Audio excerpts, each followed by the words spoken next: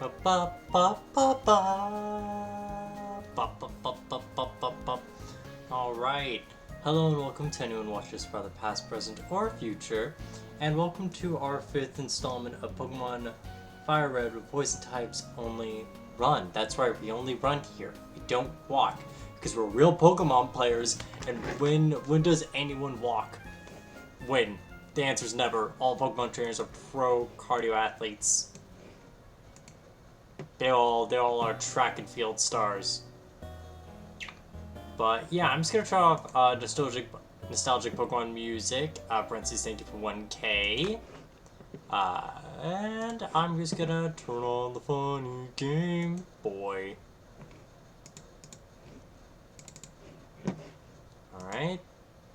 Oh, do look at that. The void is opened. We'll drop the pit of a game in there, and boom, there it is. It's right here, just for us. Bop, bop, bop, bop, ba da da da da dum bum. Doo doo. Yeah. Oh yeah, because we had to. Yeah, because we ended up here in Spook Town after being in Rock Tunnel for way too long, but. Time to get toxic, that's right.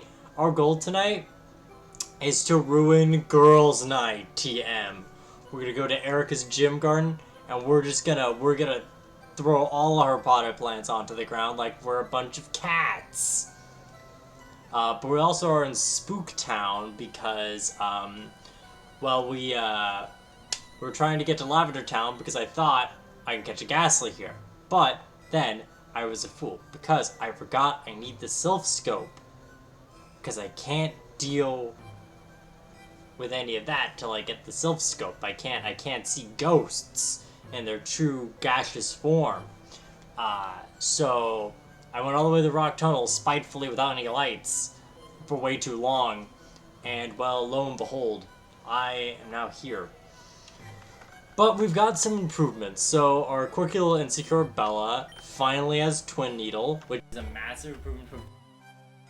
Not only is it stab, but it's approximately 50 power now instead of like minimum 30 if it hits. Because Twin Needle actually has 100% accuracy, so good for Bella there. Oh, also Bella's at the sexiest health. Fuck yeah. We got our Queen Bee, who's been an absolute star because she knows Dig. And she's got Body Slam as well, so a really solid attack added on to her moveset. Hemi's been doing real solid. Hemi got Razor Leaf now, so we really got better Vine Whip with crit chance. We got Boom Sling to evolve to Boom Cobra over here. And we've got Glare now, which is pretty nice, but right now I'm really looking at just the fact we have Bite. It's pretty good, even if special attack's one of our worst stats. It's a good type, and not a lot of Pokemon at this point in the game have a lot of special defense. Ricken's doing pretty solid, but now he's got Thrash, which is only 90 power in this game, which is interesting, because I know Thrash should be more of a 120 power move. But hey, Thrash is still a very solid move. And we got Hellbore to evolve. We got him to scream bigger. And he got Wing Attack, so he can actually do damage instead of having to scream and rely on God. So yeah, that's our team right now. Volunteer House, I remember this. This town is known as the gravesite of Pokemon. Memorial services are held at Pokemon Tower. I don't remember the volunteer house. That's odd. Mr. Fuji. Oh, this is where Mr. Fuji's operation is. It's gone. Ooh, that's a good spook. This isn't really Mr. Fuji. Wait, is it not his house? Oh, that's reasonable considering he lives in a town with a gravesite. I don't actually imagine a Psyduck being warm. If anything, I imagine him being very damp. Well, anyway, we're on Route 8 now. What's a cute, round, and fluffy Pokemon? Probably Mareep. Mareep's cute. Wooloo. Wooloo is really cute and fluffy. It's round. I wouldn't really call Clefairy... I wouldn't call Clefairy fluffy. Like, if anything, I imagine Clefairy being very oddly smooth. Now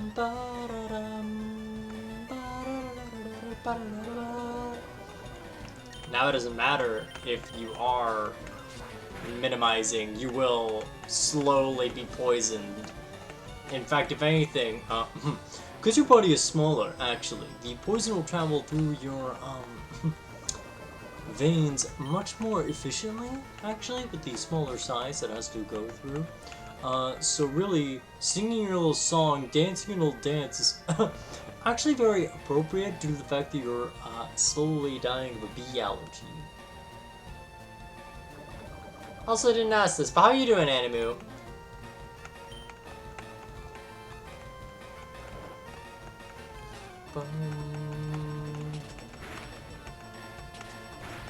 It's been a little bit since I've seen you around here. It's been a little bit since I've seen you phantasmally show up here in my wizard tower. Yeah, no, I get that.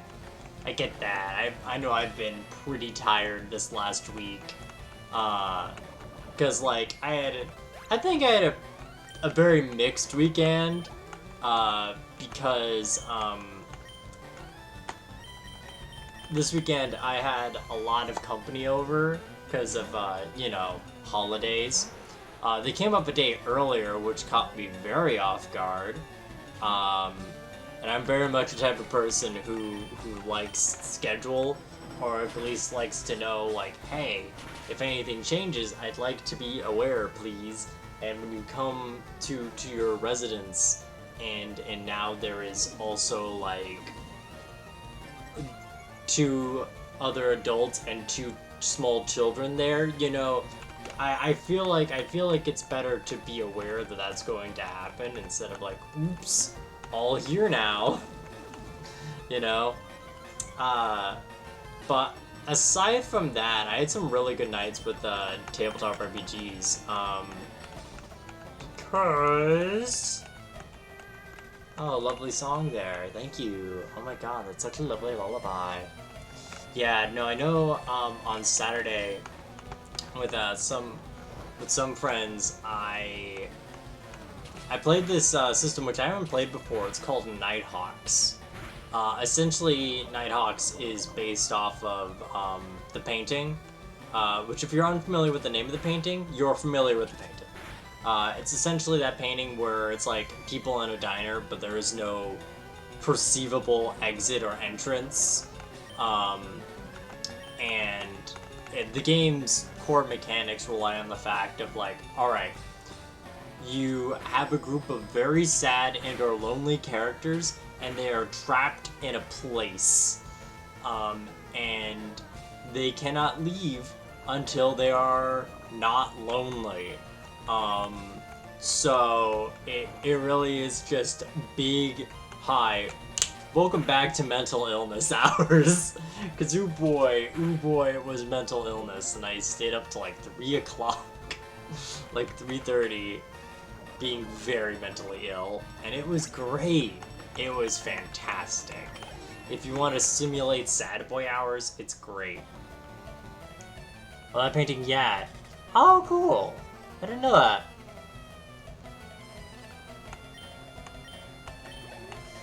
But yeah, no, it's a very good game, especially because how it's designed is every night you have a set amount of actions you can take. One action is to like reach out, do a scene with another character. And if you, depending on how it went, you can say if it did well or if it did badly. And depending on how it ended up, you can get something called, you can roll and see if you get tokens, which will essentially help you out with not being a sad little freak in your head brain. Gambler. I'm a rambling gaming dude. They can't just say I'm a rambling gambling man. Oh. Gamer rich. You could say I'm pretty gamer rich here in the community. Alright. Anyway, but yeah, you can reach out, talk to other characters, you know, help yourself out as well. You could daydream, so you can have a very vivid, like, perspective of what's going on in your character's mind. Which is pretty okay. Alright, man. I'll cut you, dog. So it's like, hey, you get a way to be very vivid in how your character is thinking and get to show things about their trauma, TM. And yeah, it's pretty nice. And also you get more token. You get a token for it as well. So it sort of rewards like players to be very creative with your character's mind space. But then we get the option to isolate, which basically means, nope, you're not interacting with people, and your mental health well-being goes down. And I believe, other than that, the other main option is keep going. So keep going is essentially you're like, hey, you've invested in the tokens with, say, really good interactions with other characters, or maybe even, you know, with your daydreams and everything, you invested in this. This is your chance to sort of lower your sense of isolation and feel like a sane human being. And yeah, and you can't take any of the same actions as 2 nights in a row, so it really encourages you to sort of play around on what you think your character wants to do or how you want to do it, and gives a lot of chance for, other people to still interact with you. It's very good. It's very good if you feel like you want some time. 69. Nice. Yeah, if you just want to, like, if you just want a system that you really just want to just, like, have these sad characters be sad with each other, it's great. I believe, yeah, another thing you can do with the system is essentially when you, Bee's health. Yeah, Bee's health is pretty sexy. Best attribute of her. Oh, fuck you, man. Anyway, but when you're making the game, there's some things you sort of do collectively, like things like, all right, you made your character, right? You've given them like your main like, how's your character like dealing with their shit TM? What is their shit? Etc. But then you also get like a connection, like how is this character related to someone else? And it could be as very vivid as like, dude, we're neighbors, or like, hey, I think I see that guy on the bus like every week, you know? Like we go on the same bus, which is how my character was. And you can also add like tags to the condition of your diner, quote unquote, that sort of determine what kind of vibe the place has. So for example, our game, we saw these tags that give us examples that are like underwater and sinking. And we really like the idea of like, oh, it'd be really great if the environment, if we were just like sinking, or if the environment was just like crushing down on us. And we chose people mysteriously come in and out. And what that led to was us being in like a low-lit aquarium, and as the nights went on and the more we were sort of enabling ourselves, the various parts of the aquarium would just break and slowly just leak out until it was basically flooding the place. And for the people coming in and out, one of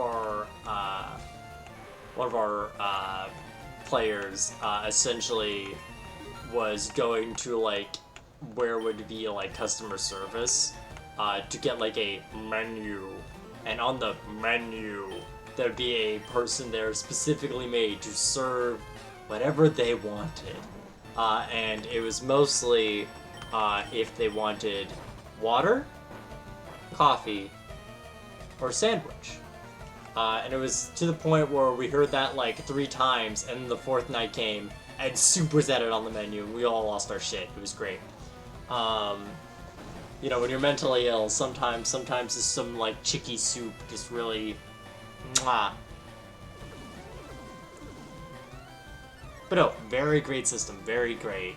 Again, would highly recommend it if you want some mental illness on your table, and if you guys just want to talk it out. And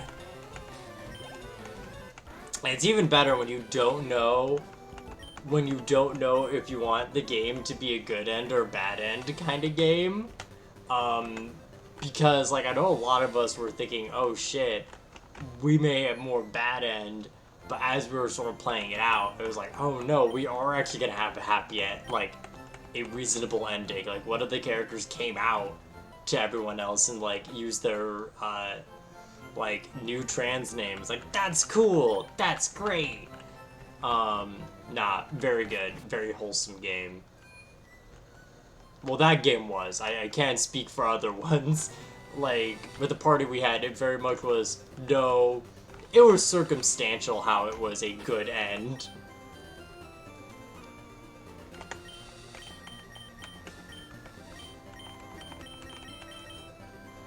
But yeah, and in my other game, I run this one. It's another home game, and This game, it's something I used to play just called Drakuza, because basically it's a dragon-based game, and you know what? It's based off of a dragon mafias that pop up, because that's how dragons work. Dragons are just crime syndicates. They just go in, they extort people to not have them breath weapon you. And they may have resurrected a Draco Lich because of one of the MVs, one of the player characters has a very mysterious, very powerful wizard master who made them specifically to do very important tasks, and whoops, may have just aligned with resurrecting a dragon. Uh-oh. So that's where we left that session off, and a lot of our rogue questioning, hey, why am I actually doing this? And hey, is this for the greater good like I've been thinking it was my entire life? Fun fact, it's not. It's totally not, but it is, I swear. So, yeah.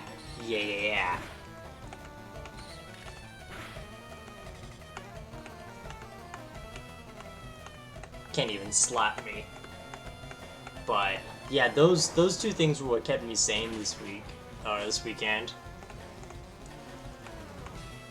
Nothing says what kept me sane was the fact I had players resurrect a dragon and mental illness hours.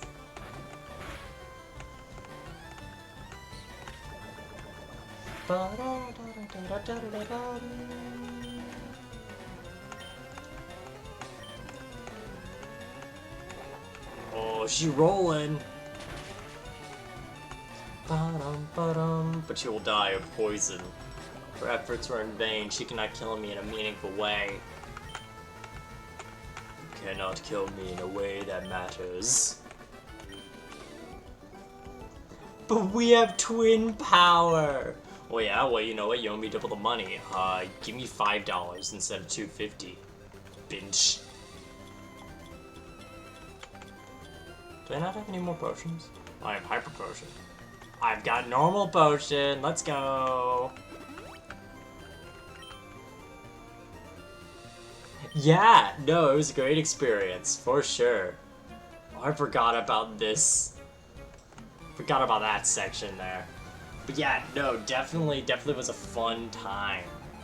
And you know what the fun thing is? I knew the players were likely going to resurrect a Draco Lich, which, for anyone who's unaware of what a Draco Lich is, a Draco Lich is essentially, so the, a Lich is like someone who is a Voldemort, someone who escapes death by putting their soul in various things. Well, imagine that, but it's a dragon. So... yeah.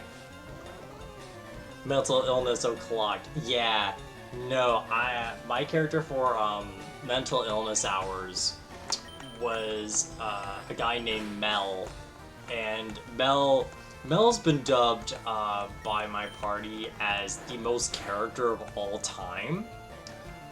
Which I am honored by that, because it was not something I was expecting. But Mel is... the best way I could describe Mel is...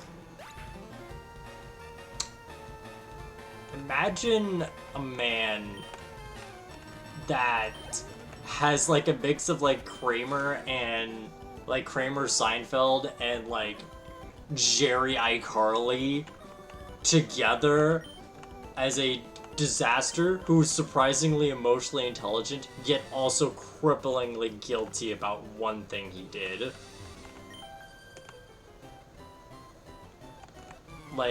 Like his mental illness thing was the fact that, he's very much a poor guy, and he's, like, the type of person who's always, like, he's got, like, a few weeks left before he gets his final notice to wherever he's living. Like, he's not homeless, yet.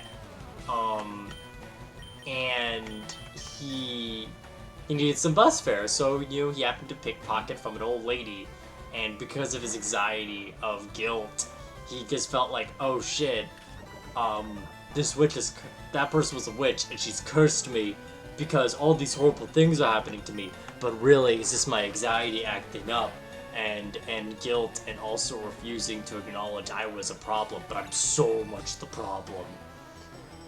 So, yeah, but also surprisingly emotionally intelligent enough to realize, hey, I fuck up. Hey, I fuck up. Also, hey, kid, I see you have a bad CEO dad. Advice, do what I did and just ran away from your father, have no more connection to them. Which is the scene that happened. Oh, this bat and rabbit are just biting each other. Oh no, we're not biting each other. Now we're biting each other. Flinch. Damn.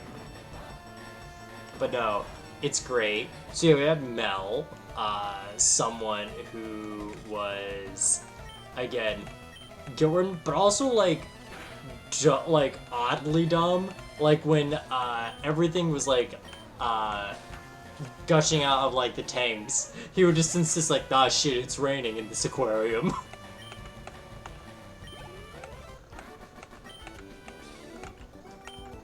And like everyone would be just so, everyone was like flabbergasted at just the ease that he would say that it's just raining.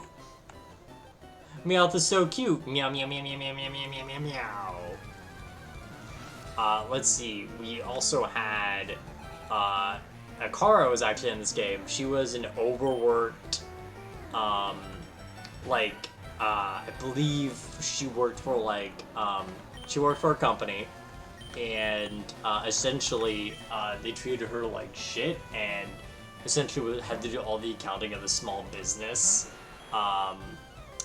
who would try to do those outrageous things, and had a really bad burnout, and totally took things like Adderall to try and cope with it. So, yeah. The other one was Cables. Cables was the one who went up to go to a guy to get a menu every day.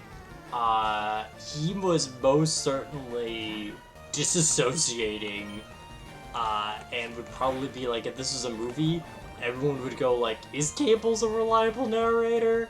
Probably not. Like, Cables is good. He's a very good boy. But also, they are not mentally stable and need assistance. And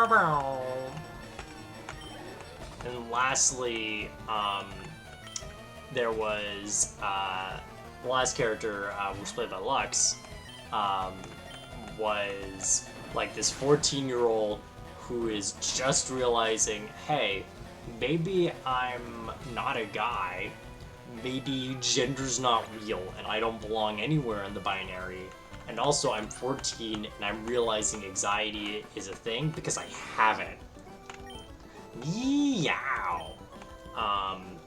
So, yeah, and also, their dad, the overworked person's boss, so, phew, real great, real great, real great. But yeah, real mental illness hours, and we surprisingly got a good end. I don't think we were expecting to have good end, but we got it.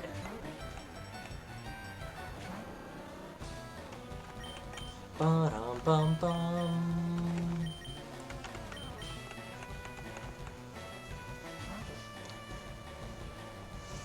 Ba-da.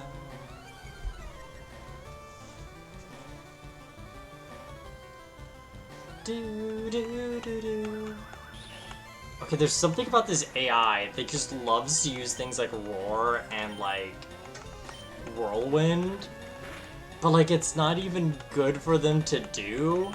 Like at best it's petty because it just like makes you go, no, switch, no, mess around with your XP distribution. Pikachu, huh? But no, Mental Illness Hours is a very good game. I'd really recommend Nighthawks.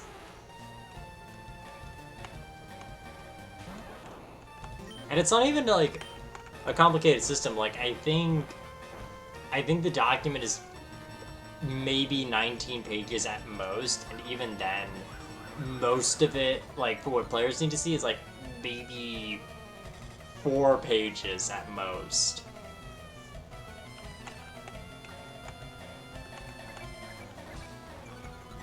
Well, it's a very good system. Would defo recommendo.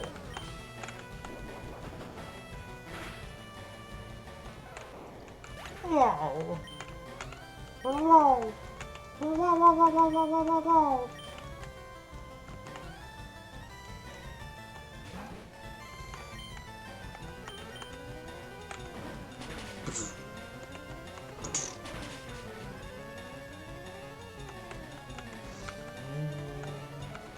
Bum, bum, bum,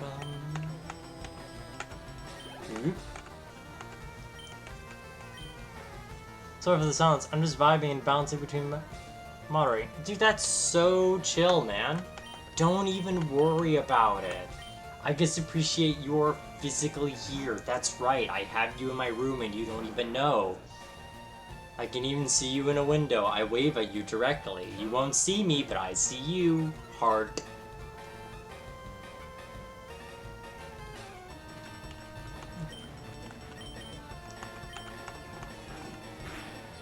Yeah, physically, don't worry about it. Don't worry about it, pal. Don't worry about it. Dude, don't worry about it. It's just that you're, like, your room is actually a small little part in my room, and I can just see you in one of the many bricks. Don't worry about it. It's like you're in a little snow globe, but you're not. Haha, don't worry about it.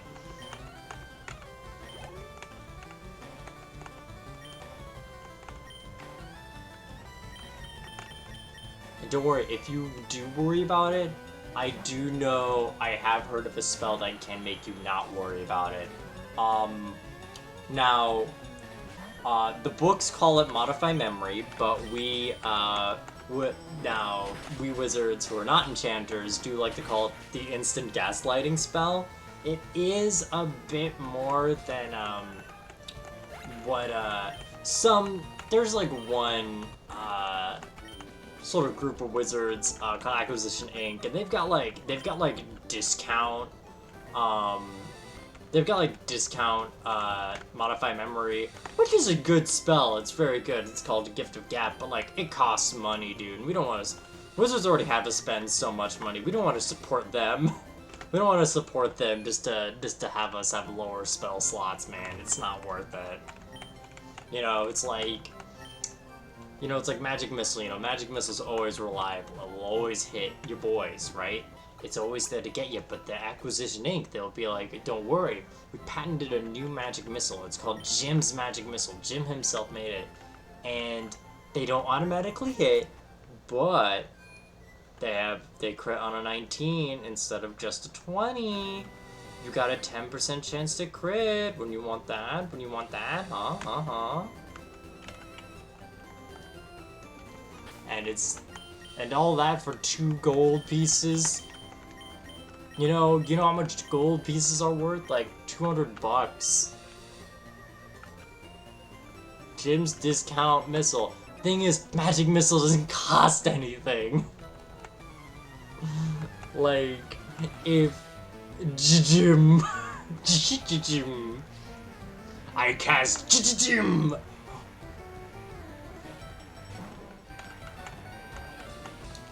Speaking about wizard cons, I think one of my favorite when I've been thinking about like, man, I'd like to things I'd like to play or have as NPC. This character concept is sort of like a gray area. Like I'd be willing to do either or. With wizards who are conjurers, they have an ability where they can conjure anything non-magical that's like 5 by 5 feet. So like, say if you were hypothetically a wizard, conjure wizard, you could conjure a chair and then, by God, he's got the chair and whacked a man. Like, you could do that. That's allowed. You can do that, especially with Tavern Brawler. for your multi-class. Ooh, that'd be really cool. But anyway, you know, you could do that shit. But the only condition is the fact that it has to be that size category of no bigger than 5 foot dimensionally, and it glows of obvious magic. Like, people will know, oh, that's abnormal. What I've thought would be really cool to do, like a con man wizard who does that by essentially they just get a piece of gold from like somewhere, because conjuration is not simply manifesting, it's taking something and putting it somewhere else. So it's like the idea of like, alright, maybe you stole like a piece of gold from a dragon hoard and never knew about it, and you just like use it to bribe people or like pay people off. Like if you go out to like a tavern, right? Most taverns usually deal with like copper or silver pieces, right? These gold pieces for like USD comparison are like $100, right?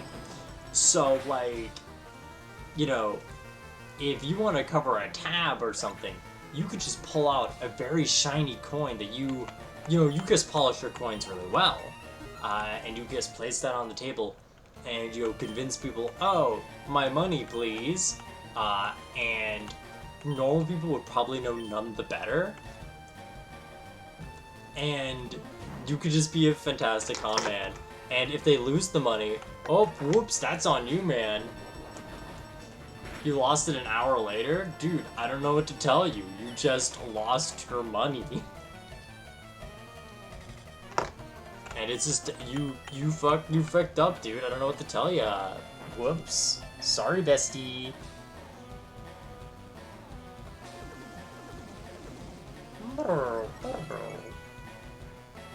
Bum bum. Bum bum bum. Honestly, I think the market of wizard con men is honestly underrated in D&D. Like, I know for me, right, when I think of playing a wizard, I really like the idea of playing wizards because I like gamer. I like gamers, yeah. But let's see, who's this gamer? We got Gamer Stan.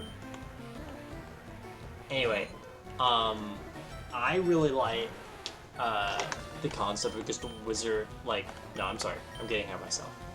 So when I think of, like, wizards I'd like to play, I like the idea of them having, like, something they want to study, something they want to explore, right? And that's great, because that's great for, like, a long-term campaign, that's great for them to, like, have a motivation, have something to continuously learn, discover, and encourage DM to world build. And that's all great. That's fantastic, and I adore it. But you know what else is great, fantastic, and that I adore? What if a wizard was just a shameless con man? Like, conjure wizards could be good con men because they could just manifest they could just get something out their ass. Like, you could just summon a diamond. You know, you could just do that, and like the rules as written don't establish value, so as long as it's not bigger than a 5-foot diamond, you can just have it. Or like, say, if you're an illusion wizard, you could just make people believe the lies that you do by just going like, oh, didn't you know? Look, over there, or hello, sir, I'm gonna commit identity fraud. You know, fun things like that. Or even if you're an enchanter wizard, like your whole thing is literally gaslighting and manipulating people. Like, I don't know, like, I know in, I'd say I've ran, because I don't run it often anymore, but I have done on and off a Dungeon of the Mad Mage module, and one of my players in there plays essentially a cult leader in the making who is enchantment, because like, what do you do to Like, yeah, this is how you control people. You learn spells to manipulate people's minds. Wizard has to make money somehow. Yeah, dude, you know how fucking expensive a spell is for, like, people who aren't rich already? Like, my guy, if you're not already rich, like, you know, for comparison to, like, a normal person, right? You know, according to the D&D economy, like, if a goal is, say, like, $100, it costs, like, $5,000 to learn and add a spell. Like, that's money. That's, like, real-ass money. And unless you're adventuring all the time... Well, okay, let me go back a bit. So, in D&D, they do have, like, general prices. Or, like, living wages that are expected of people. And for, like, if you work just, like, a decent, modest job, like, not fantastic, not horrible, you'd get about 7 gold a week. So, about a gold a day, right? So that means you would have to wait approximately a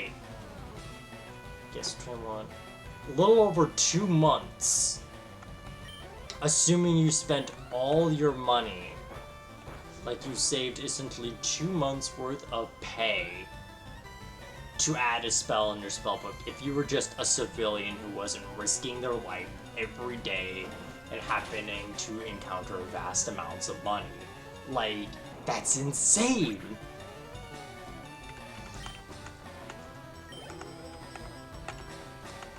And some people may go like, oh, but why would you need that much money? And it's simple.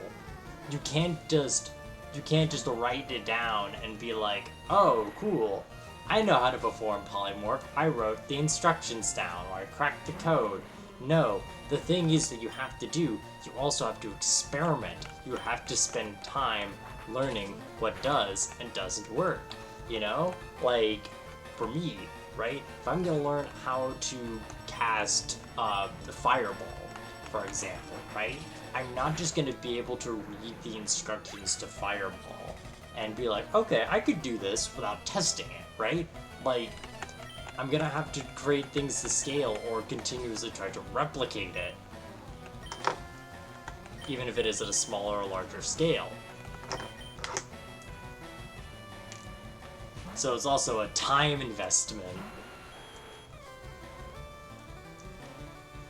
But also, that 50 gold, by the way, that 50 gold is per spell slot. So if you were just a civilian, right? You're not even an adventurer. You're just someone learning magic, and you haven't leveled up because you're not going through life-risking events. It would take 2 months to learn a first level spell if you invested all your money into that spell. If you were going for even further beyond, and oh wait, no, I probably should have switched out. Okay, I could have a chance. But like, say you did want to get a higher level spell. Like, say you're finally able to learn second level spells, right? That's 2 more months. That's 4 months you have to invest and save for. And that's not accounting, you know, you having normal living expenses.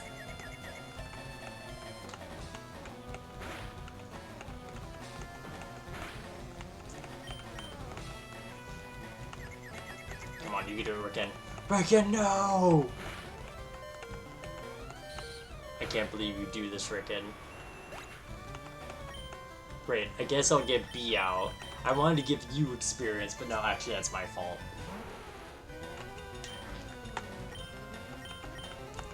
Bum. Bum, bum, bum, bum, bum. Ba-dum, ba-dum, bum.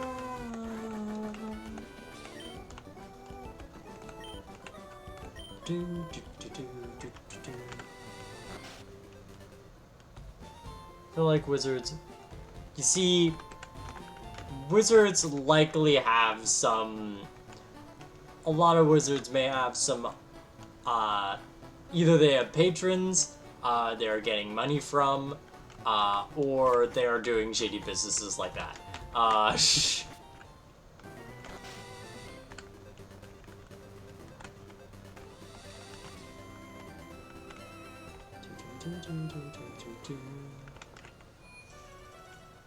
See, wizards would be the type initially to be landlords, not because... No, you see, wizards just have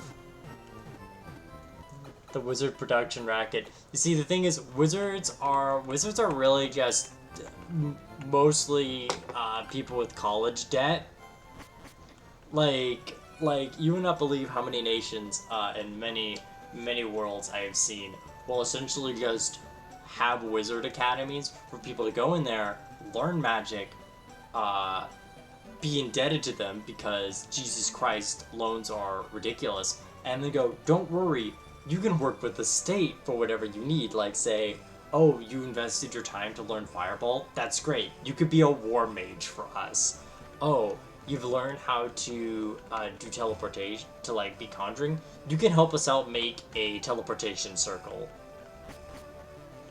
Alright, that's for the Eevee, which we can't even get. Haha. But no, it's a horrible cycle. That's why a lot of wizards give sorcerers grief, because how sorcerers work is they're just born with their magic, and they don't need to do anything to learn magic. They do need to learn and discover themselves, but it's more like an internal journey. It's more like an experience more than, alright, I've studied for 3 hours to try and learn how to, like, make an invisible servant so I don't have to do the dishes. Like, it's a lot less, alright, I've studied how to manipulate reality so that I can just conjure, several wolves, to pet or send on to my enemies. Right? A sorcerer's just like, hey, check this shit out. Throws like a ball of ice, throws like a ball of acid at someone.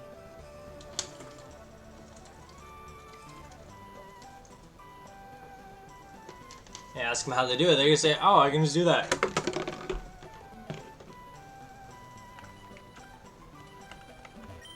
This is my trusted pal, Poliwrath. It evolved from Poliwhirl when I used the Water Stone.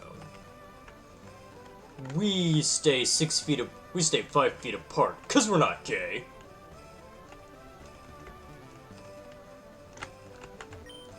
I scalded my tongue. Nice old lady in the mansion. This is a mansion? Oh, shit.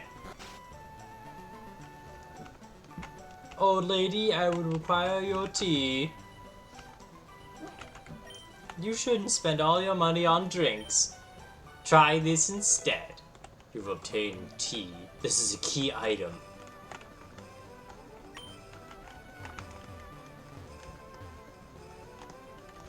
You know I've recently been playing Mega Auras again, and I find it weird how there's like, how they try to streamline the game compared to how the original is. Because, say for example, hi Erika! In original, like, Gen 3, you can go, you can just completely skip Brawly initially. Like, you don't have to do Brawly at all, like, you don't have to do him right away. You really have to talk to Steven, and go through Granite Cave. But in Auras, they go, okay, you have to beat Brawly, then go to Granite Cave, you talk to Steven. You don't go through a dungeon. No, if you want to go to the dungeon to get, like, Aron or Sableye, etc., what you have to do is you have to, yeah, if you want to beat Sableye, or you want to get Sableye or Mawile, we have to just get a bike. So you have to go all the way to Mauville and do Slateport and everything. It's like, oh man, I just want this cool Pokemon real soon. But no. I'm doing alright. I'm doing alright, okay. I'm also gonna check what we'd expect for dealing with Erika. Like, what levels are we dealing with?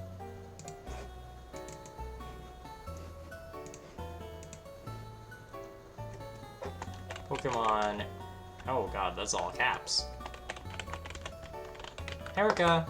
I don't like how age showed up immediately. That's one of my least favorite things to see whenever I look up a Pokemon character. It's real spooky.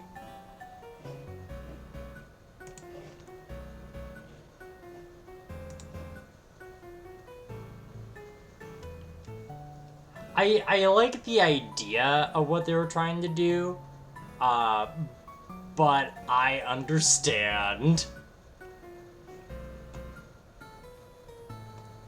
Alright, let's see how she is in Fire and Leaf Green. So, okay, she will be a little tough. But most of the... Oh, only Tangela is underleveled. That's so weird. That's interesting. Because, like... I guess because Tangela is, like, the only pure grass type.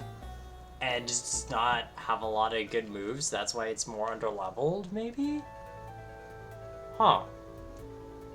Well, alright, so with Victory Bell at least, we know we can't get poisoned. Worst we have to worry about that is paralysis. Beedrill could be good against that.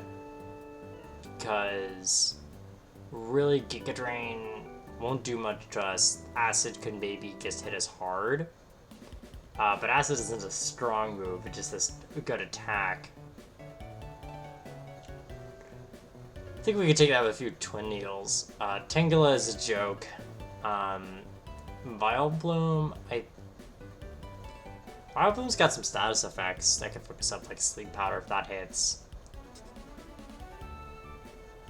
But we do have Golbat.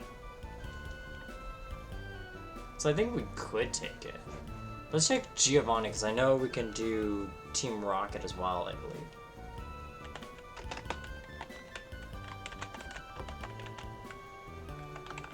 Oh, what's that? What's this? When I look up a girl character, it asks what age she is. When I look up Giovanni, don't ask how much of a DILF man he is. Oh, what's his age? 41. Alright, cool. Wait. What? Hey, why is it... Hey, what? Why... Okay, so I'm looking up Wikipedia. Why is it Jurassic World domain dominates fandom wiki loop? To clarify, he's 41? Alright. Oh yeah, that's a really good picture of him. I really like what they did in person. That's in Let's Go. Wild. Alright, so, let's see.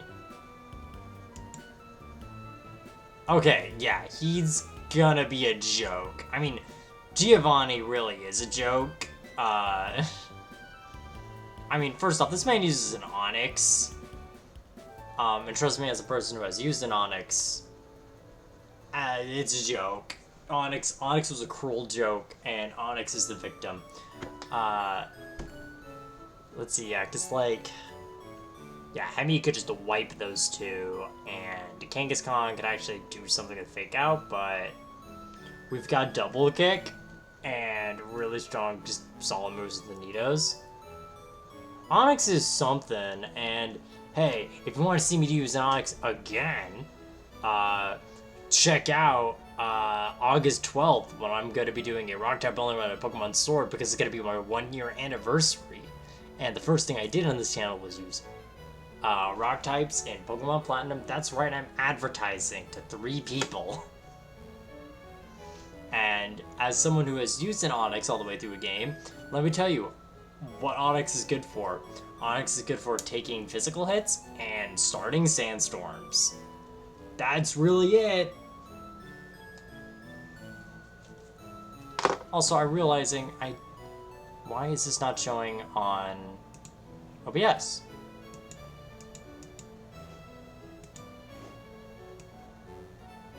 Why is this not showing?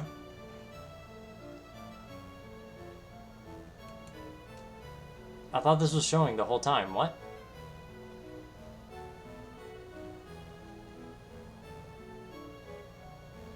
Here. We're just gonna...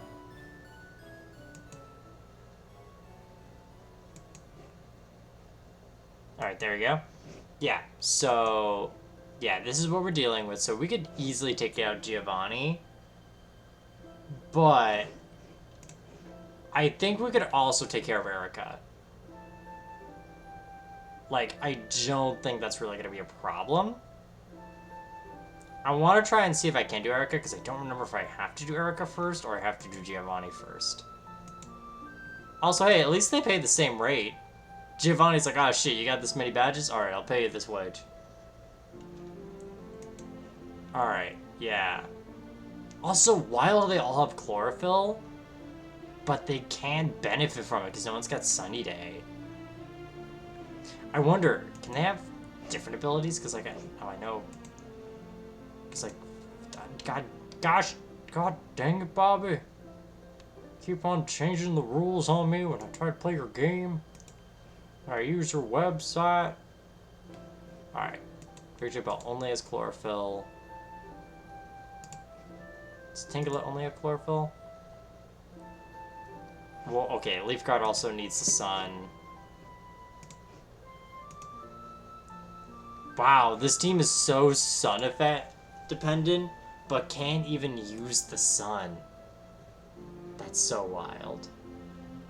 Also, I need to go to the bathroom, so I'm gonna be right back.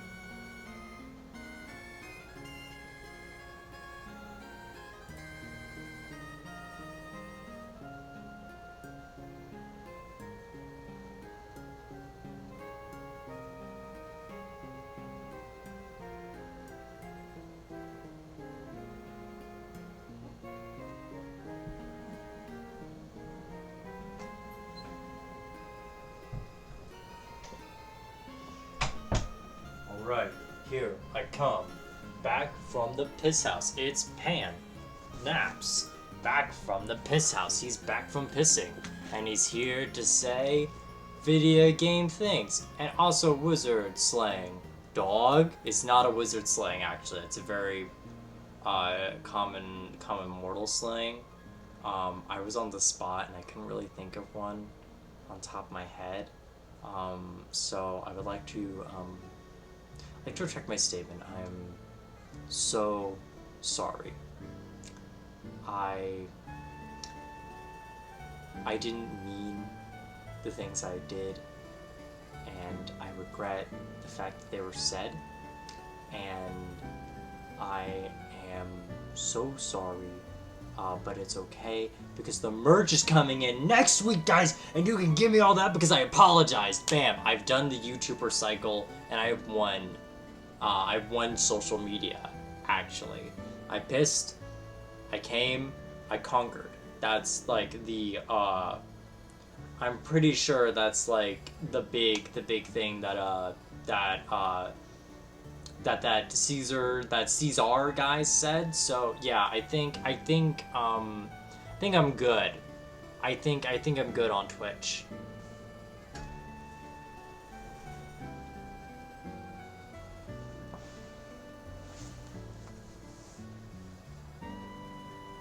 Piss came and conquered. Alright, that's it, nostalgic Pokemon music. I'll put you back in the back burner. I'll see if I can do the gym first, because I'm Wait. No, I can surf after Erika. Because this is how I get Grimer. Because a Pokemon I genuinely want to try.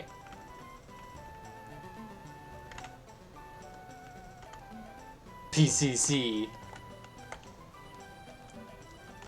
Hey, guy. Hey, how you doing? What are you staring at? Get lost or I'll punch you. Cool. Do it. Do it, coward. Punch me. You're right behind a house. There are several windows. Witnesses are abound. What are you gonna do? What are you gonna do? Cry? What are you gonna do? Punch a 10-year-old? Go ahead. Do it.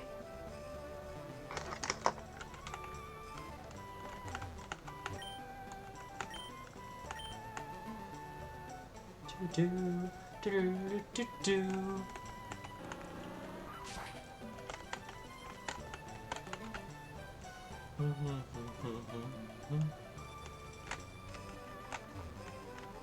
Hey man.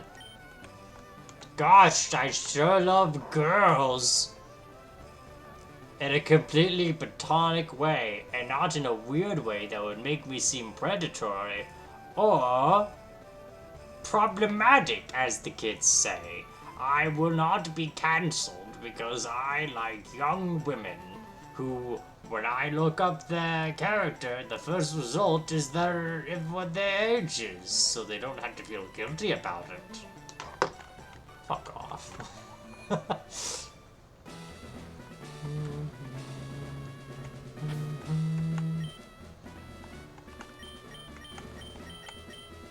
Do do do do do do. Ba ba da da da da ba ba da ba. I should tell you all about this gym. Only real ladies are allowed in here. What? What? Do you think I'm not a real lady? Do you think just because I spit in people's mouths that I'm not a real lady? Alright, are you not validating my gender, my God-given right to have an identity? I'll kill you with my bat.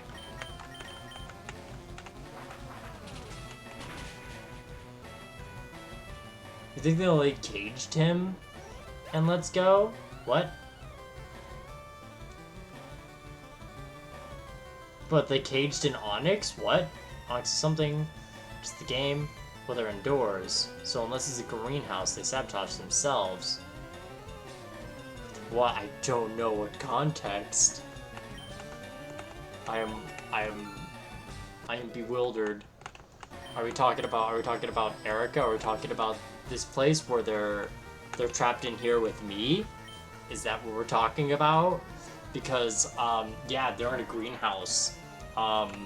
All my toxic vibes are actually gonna raise up with the heat and come right back down. So they're trapped with me, and I will be a blight upon their garden.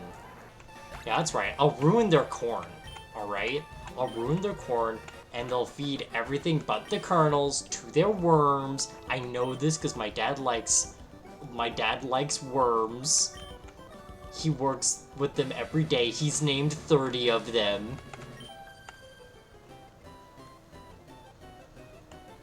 Oh, welcome. I was getting bored. Oh, that's cute. Oh, Bridget. Oh, I see. So Bridget can count as a real lady, but I can't because I bring a bat in here and proceed to just decimate the local garden. What, because your cherry tomatoes don't taste like cherries?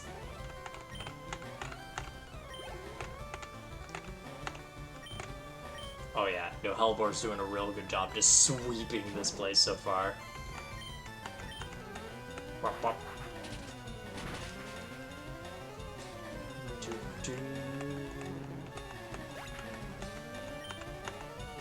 Do, do, do, do, do.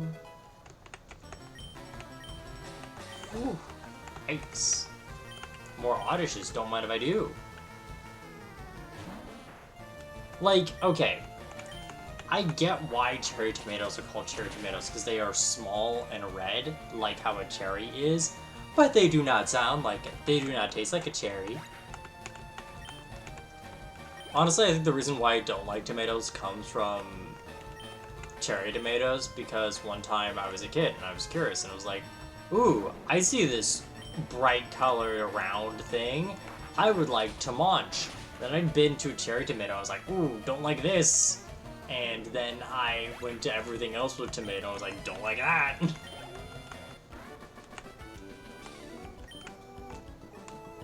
Yeah, I blew away your makeup. I put your makeup's on Hellbore's wings now, actually, and he's cooler than you. Did you pee in here earlier? Nah, I'm not. Do I look like a man in his 60s who's having a later life crisis?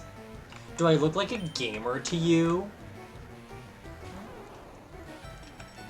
Because I'm still charmed by the idea that, like, all these old gamblers are just called gamers to get by with, like, censors here. But, like, they allow real-ass the gambling corner. And also they're acknowledging the fact that Kanto's a big gambling problem. And it may be because of Team Rocket directly, and I feel like that's an odd bit of subtle world building I never thought about. Huh. Because, like, I think in Platinum, you only see, like, a handful of gamblers. Like, you see, like, one near Veilstone, one at the restaurant where you get up double battles, and I think after that, there's probably some in post-game, but, like, there's not a lot of gamblers. And even then, I think they're called PIs for some reason. I like regular tomatoes and, like, the breakfast of the beef. Dyslexia struck again when it was like, oh, you know, the breakfast ones, your breakfast tomatoes. You know, when you put your tomatoes in the tomato toaster and they come out like a Pop-Tart.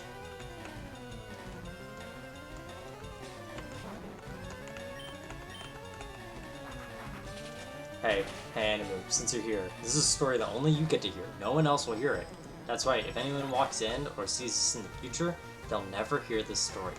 But, one night I had a very, interesting, like, I had, like, one of those nights where I had, like, have you ever had, like, a chain of dreams? Like, 3 separate dreams that are very different but are somehow connected, like you're watching an anthology movie, right? Sometimes I dreamt like that. And they were all sort of flavored in the sense that I was in some sort of post-apocalypse. Like, at first I was like a prisoner or something, and I escaped this place, went into the woods, and then I found myself at like this house that I essentially was like, cool, I have to hide in here and not get caught, despite the fact. And I got away with it for supposedly several days in a bathroom somehow, which can only happen in dream logic. And then being found out not long later, after a few days, I guess. Apparently they knew I was here the whole time, but I just didn't bother. But there was also apparently a zombie apocalypse going on, and I had to help out with that in like to try and like scout out a place where like a school, like I think it was like an old timey school or something, and there were like some really spooky boys there. Had to book it out of there, and then like the third dream happened where it was probably the weirdest dream I've ever had, because in the dream I was blind. Like, I was dreaming and having the dream experience TM, but I knew my eyes were closed the entire time, and someone was like helping me guide around and everything and trying to escape the situation. But there was one part of the dream where I opened my eyes just briefly, and I could see that the person who was helping me out was like one of the zomboys the whole time. And that was pretty spooky. But then the dreams ended, right? You know, consciousness starts rising, and the first thought I had was I had a very vivid image of my phone in a void. And it was really close up, and there was a message from my mom. My mom writes, "The egg toaster's broken again." And after this night of like essentially watching like a very interesting horror movie, immediately brought to the concept of the egg toaster's broken again. Which raises a few questions in my mind. One, we own an egg toaster? Two, what's an egg toaster? Does it toast eggs? If so, how does that work? Do you put the eggs in there and the shell gets toasted? Do you crack the egg, put it in like the toaster slot, and it comes out like a fried egg? How does this work?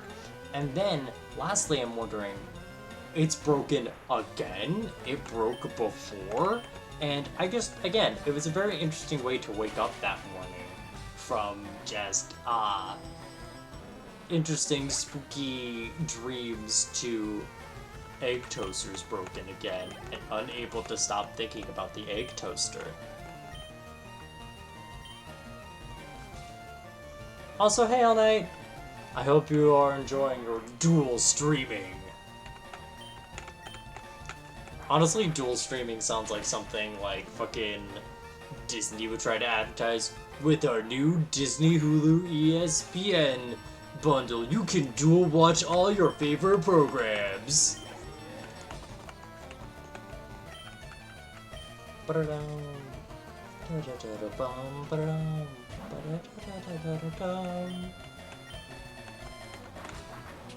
Also, Hellbourne is fucking sweeping this place clean. I'm surprised there's only 2 things he hasn't killed instantaneously. Fuck yeah, Hellbourne.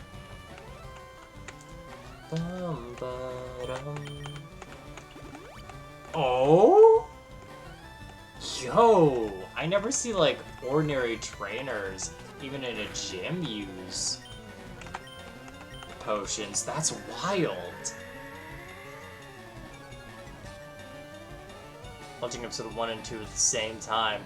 Oh my god, you fucking mad like, watching, like, one episode and going to the other one's like, alright, I'm predicting how these events have happened, or what's going on this episode based on what's going on this episode. Now that's some real wizard shit. You're already learning. You're learning the many ways of divination.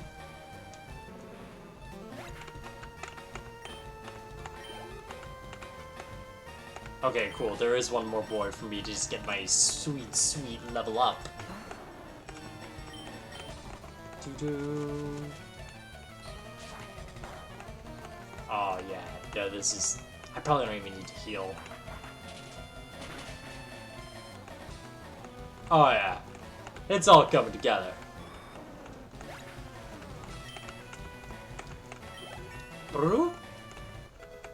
Ba-da-da-bum. Look at this. Confuse Ray. We can use Confuse Ray much more than we could ever... Like, Supersonic over there? This is 100%. Yes, we're using Confuse Ray instead if we want that to happen. My day right now has been pretty okay. I was telling stream earlier that my weekend was a bit a lot. Both for better and for worse, because I just had a lot of family, big family hours earlier than I was expecting for the holiday. So that was something, but I had some really good tabletop RPG experiences, including real mental illness gameplay, and having my players resurrect a Draco Lich in my game, which is pretty neat. Gotta love it. But yeah, no, those two things really made it worth it. I had a dream I beat up old people. Oh, cool.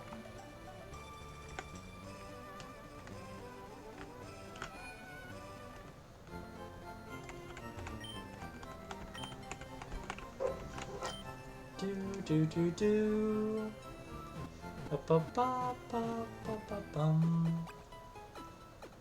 Whoop. Ba-bum-bum-bum-ba-ba-bum. Alright. Let's go take on Erika, because Erika's apparently going to be a cakewalk. An absolute joke. Like, I know it's grass type, but even then, like, wow.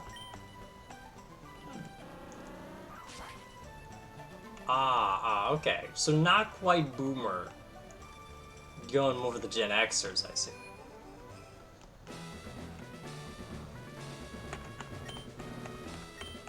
Understand.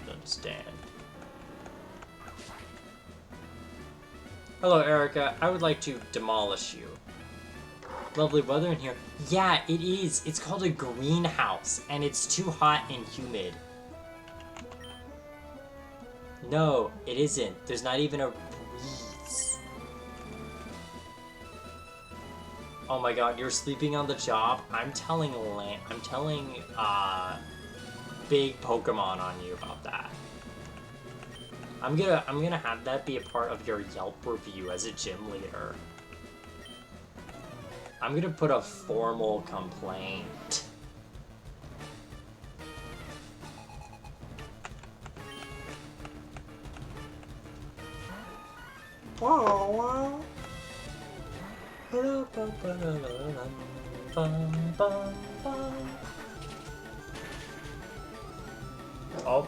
Oh, I see anime. Saw Anime put a funny little clip on Discord. You know, I gotta check it out. What did he clip?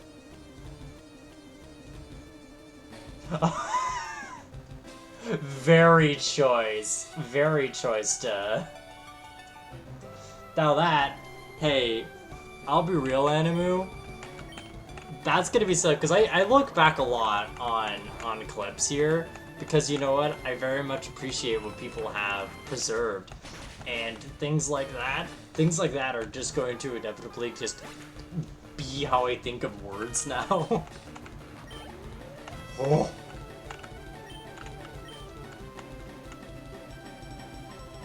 You left me hanging yesterday. You could have backed me up. Yeah, but here's the thing. One, I don't have the funny Yu-Gi-Oh game on my computer. Also, it was like 1 in the morning. It was also like 1 in the morning. I didn't feel like starting anything at 1 in the morning. Also, 3, I was conquering the world in Civilization 6. Nice. And you know what? I was mostly winning.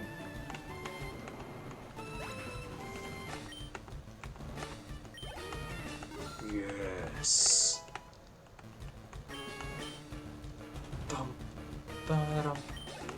Alright, let's fucking go. Dude, Hellbore's been getting stupid levels this gym. And that's probably the best it really could do, especially because we already have a status condition. Because, like, Mega Drain's not really gonna do anything. Yeah, no. Like, the best it could hope for is paralysis. Yeah, no. Easy sweep. Fuck yes. And by Crobat. And by Golbat of all Pokemon. Fuck yeah. Fuck yeah. Give me the Rimpa bitch. One word, Rimpa bitch. Do.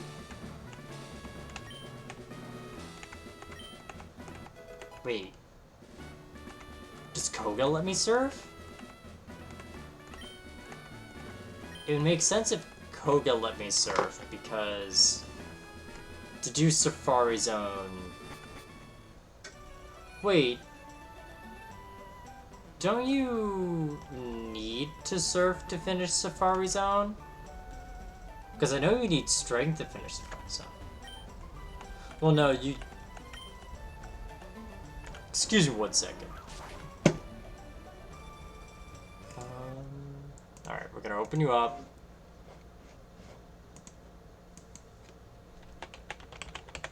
Because I forget how game progress works, and I don't want to pretend that I do.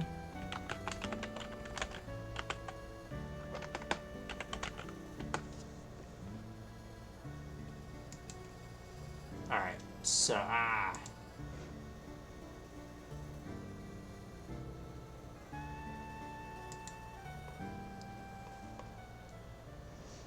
Alright, so Surf is gonna be... Oh, Surf's in the Safari Zone?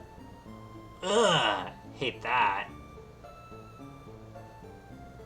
Oh, fuck, dude. Cool. The end the homies? We all love that. Cool. Very nice.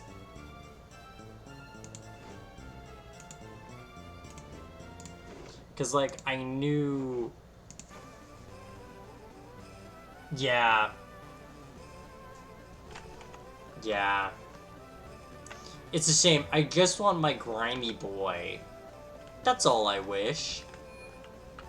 That's all I desire. In my heart of hearts. But no, hell yeah to Golbat. Hell yeah to Hellbore. Really giving Erika hell. We ruined Girls' Night. We did it. We won ruining nights for people. Let's go. Alright, so let's get Hellbore away from the front. Hellbore is even overdone Hemi right now. Like, Jesus, is anyone else's attack at 50 yet? Oh my god, Hemi's is almost 60. Jesus. Oh my god. Yo. He's on par with fucking Rickon? Jesus. Jesus Christ. Superstar?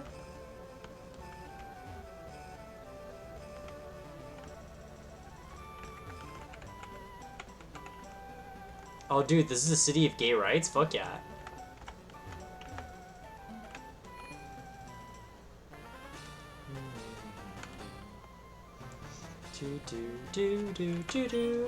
I'm guarding this poster. Go away or else. Dude, it's just an adverb. An advertisement for a fun little club that I don't even participate in. I don't know why you're so defensive about it. Though I do like how the game is designed that you have like two different paths to do essentially two gyms in the same city, because yeah, Ooh, some magic lore. Alright, so a lot of people think gargoyles are constructs because, you know, a lot of, you know, civilians have made, you know, gargoyles on a lot of, like, buildings, like in Gothic architecture, right? They are wrong. Gargoyles are elementals. Like, you can make a construct that's based off of a gargoyle, but it's not a gargoyle. Gargoyles are like weird earthen dragon people. They're not even draconic. They don't even look draconic. They're weird looking guys.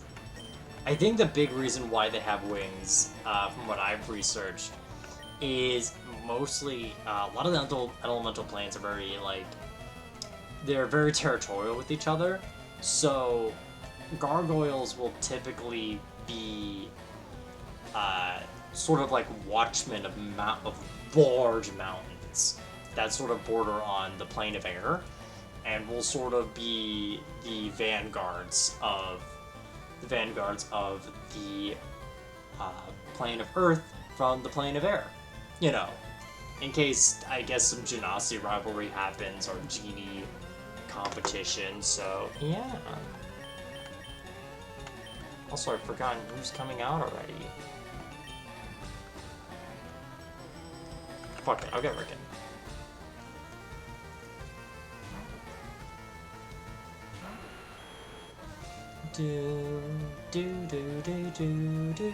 Oh, it was Zubat. Well, we could thrash a Zubat. We could just fucking go off.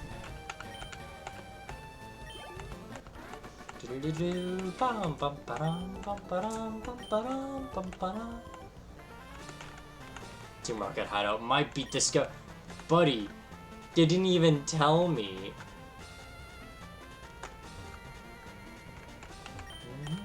Hey, Switch is behind the poster? Let's push it! God, I love that's like the only look into like the internal monologue of the trainer. And I love it's like, dude, that's weird. I'm gonna push the button. You broke into Team Rocket's operation? Why not? Like, come on, kid. They're like, what, 10?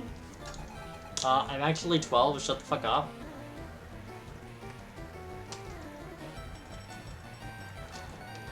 Oh, I'm sorry. You would like to battle? I'm sorry, I was just doing self-care? Drinking my water? What are you going to do? Actually fight me? Oh shit.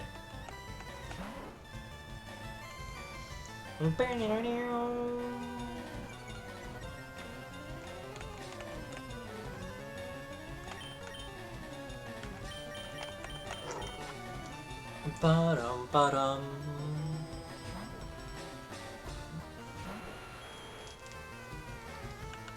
Like, okay. Something I think is kind of funny about Team Rocket is I understand why they get a lot of, like, poison types. You know, one symbolically because they're toxic individuals. But, like, I find it funny if, like, alright, they have mostly poison types with, like, Coughings, Ekans, Zubat. But then they also just have, like, rats they find. I don't know, I just kind of find that funny, where it's like, imagine you're just like a Team Rocket grunt, you're like, shit, boss, I really had to find my Pokemon. Here, just get this rat. Where do you find it? I found it out back. I found it in the walls. Dude, what? Yeah, they're native to Team Rocket bases.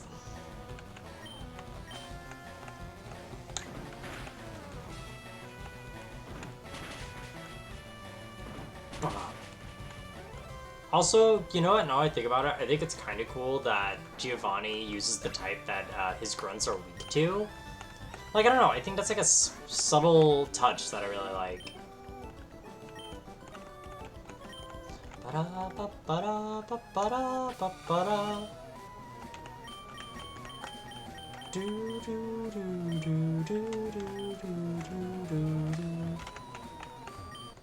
Ooh, an escape rope.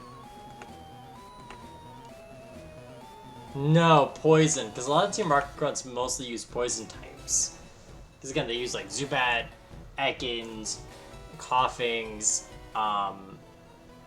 yeah, those are their main boys, with a Rattata just being sort of like a filler spot because rats. But yeah, Giovanni uses ground types for the most part. It's all complicated words and nonsense. Something about Bitcoin. Something about the stock market. Who are you? How did you get in here? Now, the only thing that Normal's weak to is people beating the shit out of them. Which I honestly think is one of my favorite, like, oh, of course. Cool. Which honestly I think is probably my favorite, like, thought process to have someone weak to you. It's like, okay, what should we give normal type their weakness? And I used to think, like, well, if we had someone who knew Kung Fu, they'd probably beat up a normal person. They're like, shit, you're right. But, like, ghosts? Oh, most people don't believe in ghosts.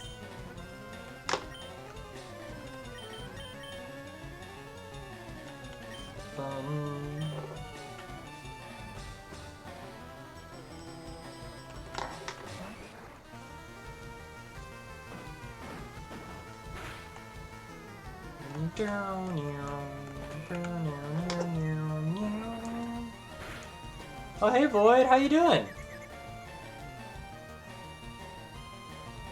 How you doing? We just absolutely demolished Erika. And now we're gonna stop gambling crimes. We're gonna end Giovanni's money laundering scheme. But first we're gonna gamble. And we've won gambling, ladies and gentlemen. Ladies and gentlemen, everyone far beyond and in between, we've done it. Gambling is won. Gambling has overed. But no, our Golbat Hellboard just absolutely demolished. Oh no, to gambling. Yeah, that's right, we have to stop Giovanni gambling himself. Hey fellas. Hey, ma'am? Ma'am, I just want you to know, there's like totally a toxic, like totally a really bad organization underneath your place. I don't know if you know about it. They're kind of like the mafia or something. This is kind of food for thought, bestie. But you know I wouldn't rat on you because like you're really cool and you got a really nice dress. And if you gave me a dress like that, I would forget that you were here. Haha, JK, JK, haha, haha, unless. Anyway, bye. No, Game Freak took that feature. Yeah, they did because gambling in a lot of places is not kosher. Like, some places, it's, like, illegal. Yeah, and they also don't want to encourage, like, they wanted to not encourage kids to gamble, which honestly I think was a missed opportunity. They didn't have, like, a casino in, like, Unova in, like, the desert. That would, like, I know it's based up in New York, but you had a perfect place to just put, like, Fantasy Las Vegas. But, yeah, I don't know how Japan's policy with gambling is, but it very much is because gambling's not seen as family friendly anymore.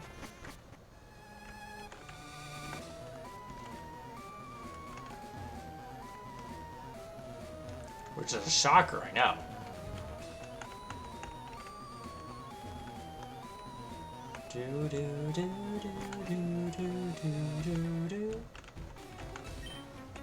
Boss said you could see ghosts with a sylph scope.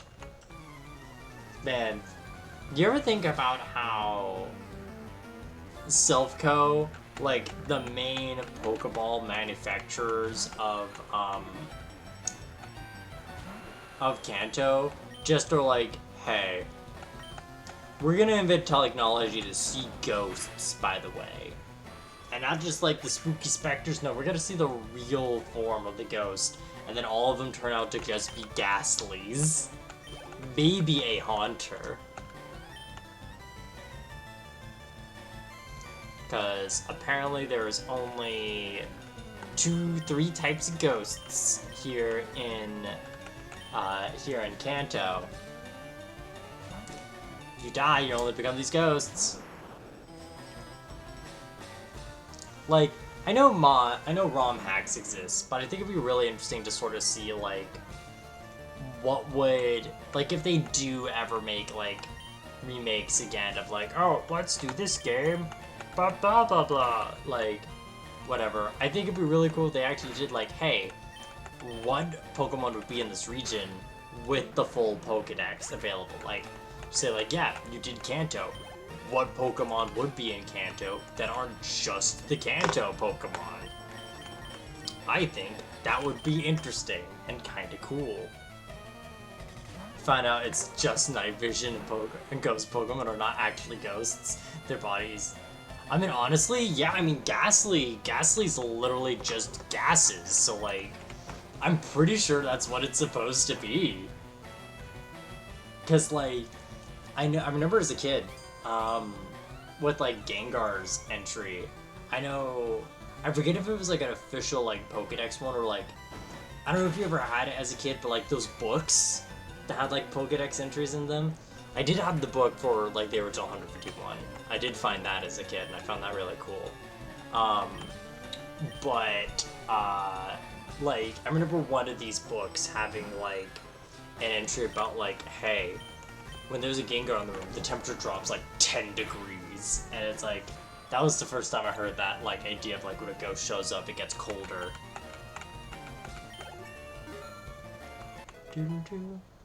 They never do convince me that they're a ghost. They consider poor job. Me when I'm a normal type Pokemon and a ghost type move doesn't work on me. I do not believe it. Because, like, I think that's probably why ghost type moves don't work on normal types. And I like they do that ghost, like, normal type moves don't affect ghosts, because, like, what is a person going to do against a ghost?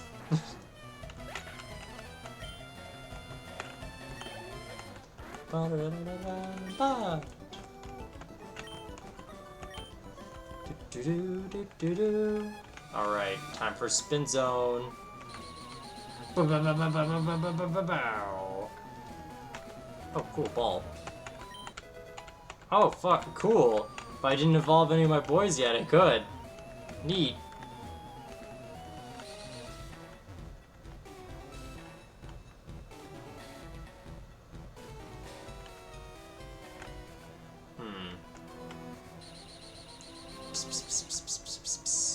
Ah, okay.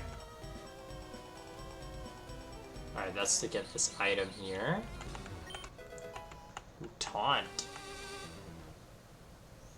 Later ghosts are just convincing. Some ghosts like, alright, maybe you were a person. I'm willing to hear out when you see some, like, your coworker's face on a Yamask.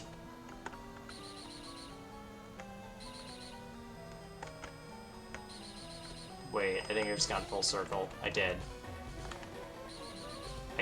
Oh, wait, no, I'm well. I'm cool. I'm a little dunce boy.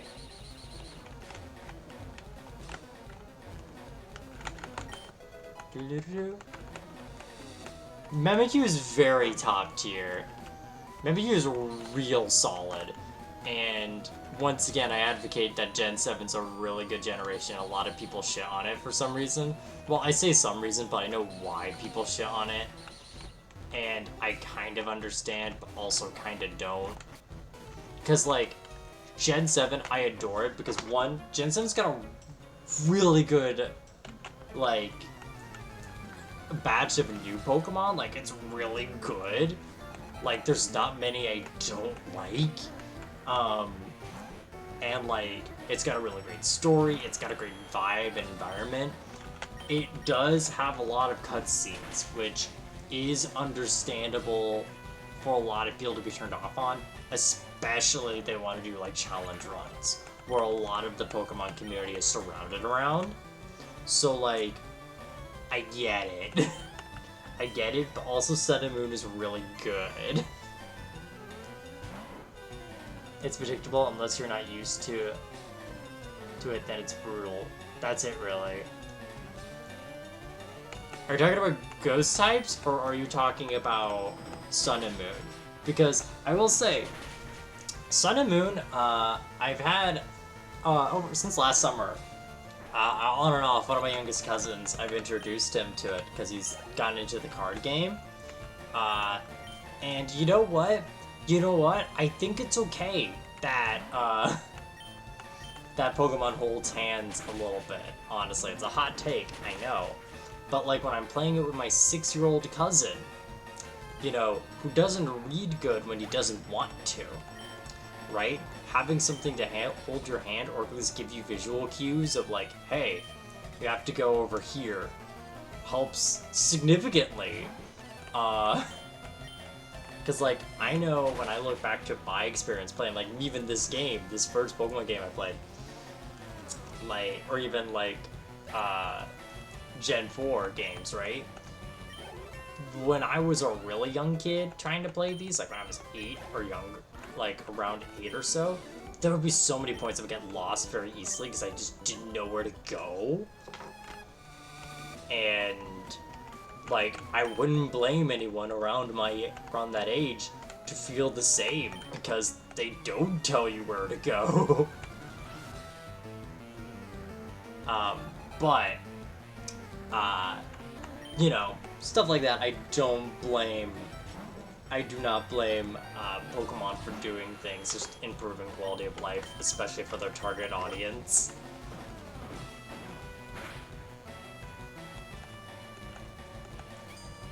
I was referring to Mimikyu's playstyle. Oh, in his core game. Oh, yeah, no.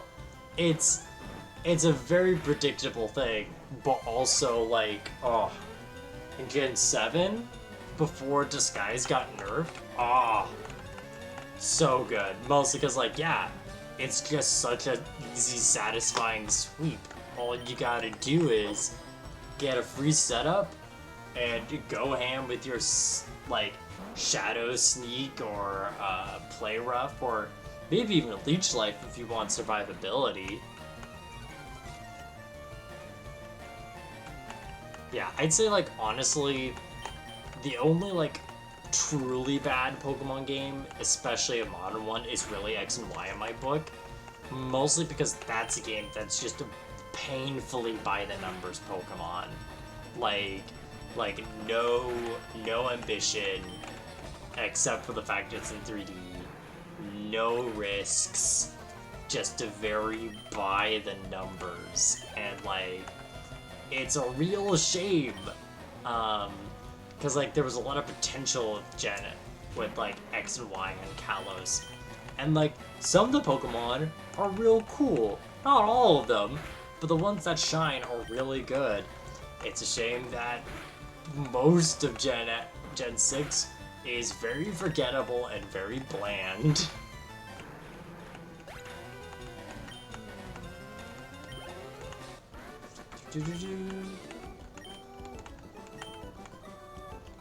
And it's a shame. It really is.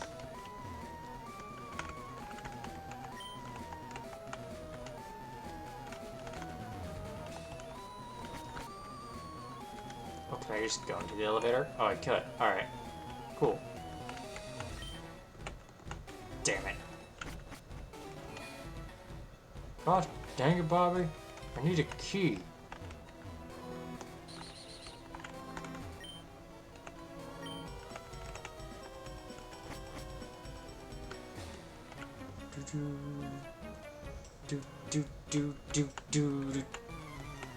Yeah, we got walkie-talkies. We're living in the future, baby.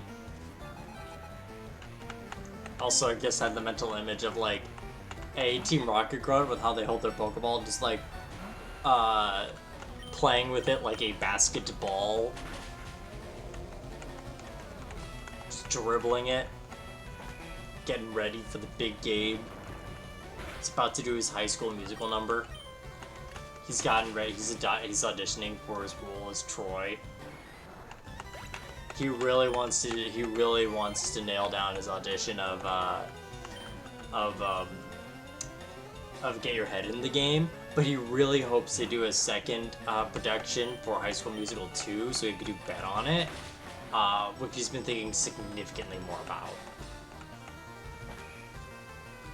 I honestly think Gen 4 is my favorite, not because I had the best experience with it, but to me it has the most interesting Pokemon, along with giving Gen 1 Pokemon new evolutions. Yeah, no, honestly, I think that, like, when it comes to play of, like, giving old Pokemon evolutions, I really do think Gen 4 is one of the better ones to do with it, because they didn't just give a lot of Gen 1 Pokemon that they gave that. They also gave it to a lot of, like, Gen 2 and 3 Pokemon. Like, they did it for, like, a bunch of Pokemon of the time. Or, like, from coming generations. So, it really did help make some Pokemon really stick out that were maybe previously just underpowered. Which I just think is neat.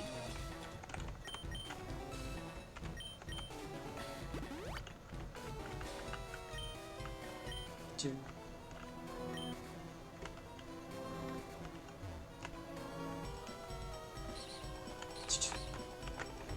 Key?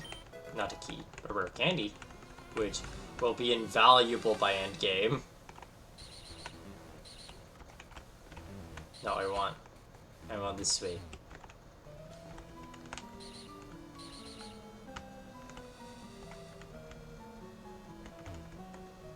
Okay, this way. Buongiorno. I'm not meddling with anything. I'm not meddling with your affairs. I don't know if you're fucking with another person other than your wife or husband and or significant other. I don't know. Bum ba da bum bum ba dum bum ba dum bum. Yeah, Gen 4 is a really big favorite, mostly because again I grew up on it. I think that Gen 4 or Gen 3, I like Gen 3, but I like the region of Hoenn a lot more than I think I enjoy playing. Emerald's really good, but it's very much a game where I have to be in a mood for Emerald. But Emerald's really good. But yeah, Emerald is very much a game that really shows off Hoenn. Again, Hoenn's a really good region to explore. It's got really solid Pokemon in it too, but again, I give like, because one thing I really like about Hoenn, it's a region you don't really need Surf. Not Surf, you don't need Fly. Like, you can have Fly, and it's useful in late game, but you don't need Fly. There's some games that I go around and I go like, I need Fly. Like Sinnoh, you need Fly for Sinnoh. Because you don't want to deal with Mount Coronet. You just don't want to deal with it.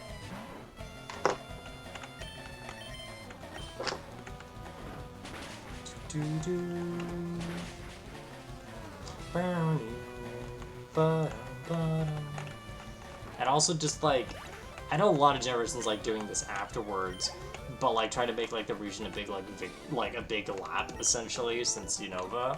But I feel like Emerald did that without being an explicit like circle.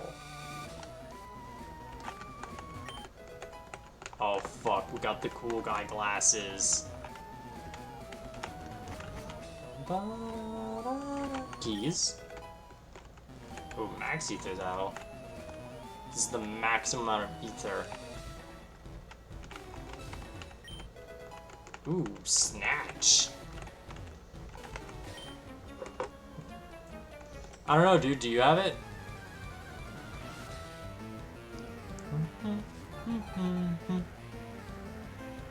Yeah, no, I love Snow Point City. I love the big snow stretch. Well, you see, the thing is, like, Hoenn is a very tropical environment, so it's not meant to have, like, snowy places. Like, literally when they were like, oh, we need to have some ice type, because that's a type of Pokemon we have in the game. We're gonna have a small cave that you can only access at certain times of the day. That's icy, where we're gonna have our, like, 2 Ice-type evolutions with Snow-Run and Spiel. That's it. That's our Ice-types. And you know what we're gonna do? We're also going to make one of our Elite Four members Ice-type. Yeah! And what are they gonna have? They're gonna have Celio, Glalie, and Walrein. We've got this.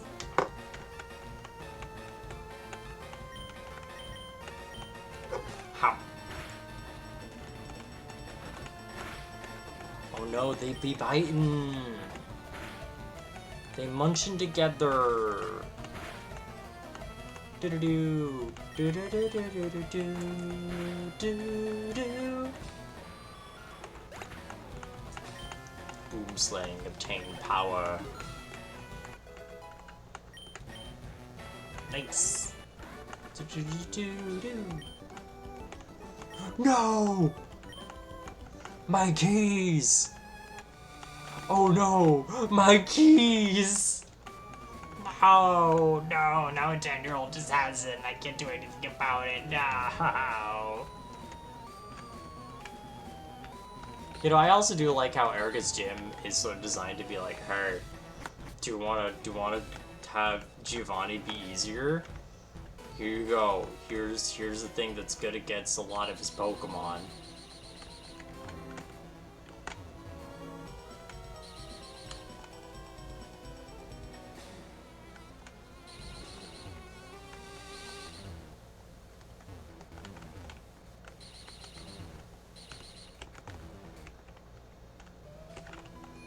Do do do do do do do do do do. Bottom floor. Bottoms. No bottom. What was that really high pitch? Dude, someone left their glass of milk next to their 90s computer. Who's up first? Oh yeah, perfect. Do, do, do, do, do. I think Gen 5, because honestly I think a lot of gens, I think most Pokemon gens have usually a sense of ambition to them, and Gen 5 was a real attempt to just be like, no, we're gonna try and do a clean slate, and try a bunch of new things. And it didn't fully work for them, but they sure did try their damnedest.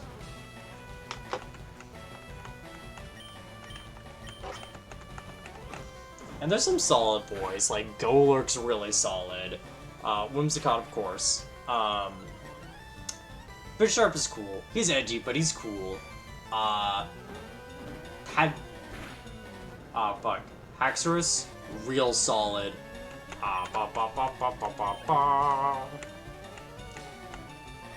Sand. Yeah, Capagrigus. You know what? Trubbish is cute. Trubbish is cute, and it's a shame that he's just, like, the thing about Trubbish when I was doing, I actually did Black and White 2 for the first time on stream, and if you ever want to see my live reaction through Pokemon Black and White 2, you could check it out on the YouTube where it's fully preserved. Anyway, that region has some real, what am I thinking of? Oh yeah. Like, I wanted to use, like, Trubbish/Garbodor, but the thing is, it's got some really funky stats, and it doesn't have a lot of moves to, like, really work off of them, because it's trying to be, like, a Muck-alike, where it's supposed to be high HP and high damage, like a high attack, but it doesn't really have a lot of things to back up its role. So it just ends up being really awkward, where it's like a good Pokemon stat-wise, really bad move pool-wise. Like, if it got better moves, Garbodor could be real solid.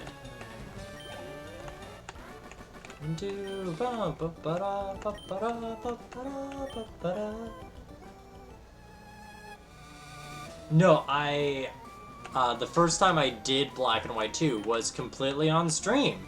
So, It's not like a reacting series. It's actually my VODs from Black and White 2. But yeah, no, I did like just a standard run of Black and White 2, and I had a lot of fun. I felt like I had a very fun team because, oh man, does Black and White 2 just have really good Pokemon diversity? Like, let me see if I can remember my team was. I know I didn't end up keeping my starter, which was not common for like a casual playthrough for me. But I know Golurk was one of the last members. I think I named him Superman after Iron Giant. I had a Bisharp. I had a Lucario. I had a Dunsparce for a long time, but he didn't make it to the end game. I tried using a Zoroark, but Zoroark's weird because Zoroark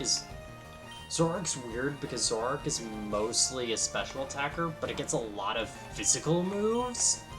It's got like Sceptile syndrome, where it's built for one thing, but all of its attacks are for completely other stats, so it just doesn't work well.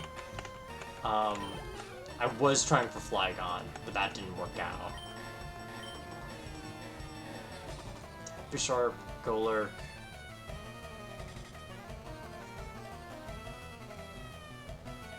I know I had Sawsbuck because I had Pan.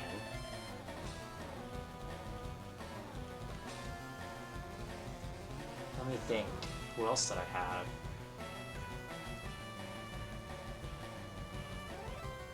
I think I tried for... I know I didn't take Ampharos. I was thinking about it, but I didn't take it. Oh, fuck. Who was the rest of my team? I'm completely blanking. Yeah, no, I'm going blank. Yeah, because I know Dunsparce wasn't in the end team. Was he, though? No, but he was in there for a very long time. I don't know. Still, I had a very good time.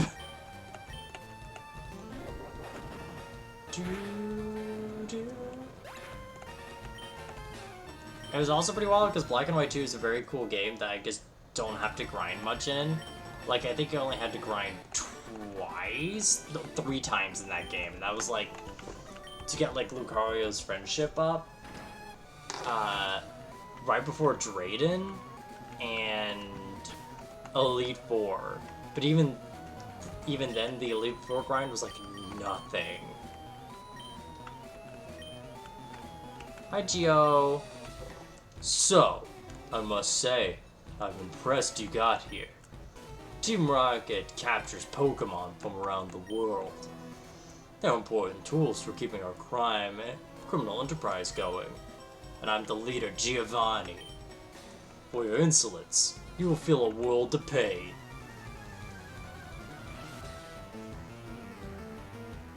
Yeah, cause like...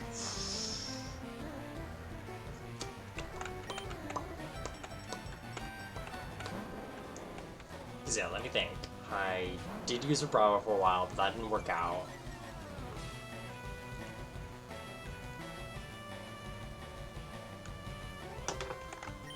Yeah, I don't know. Man, sometimes it's a shame when you don't remember, like, your OG team in a game, because, like, you spend so much time with them, and they're like, your boys.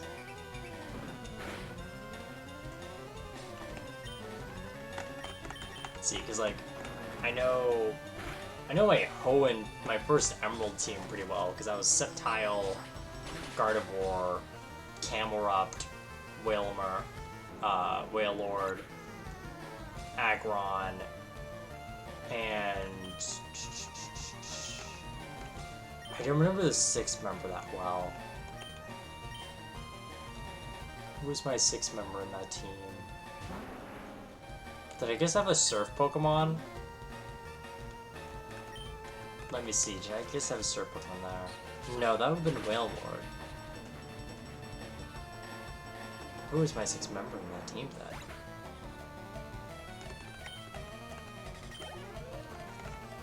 Who was my boy? My final boy?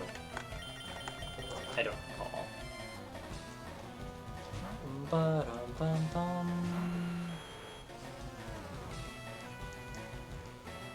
Because I didn't have a flyer to, like, endgame.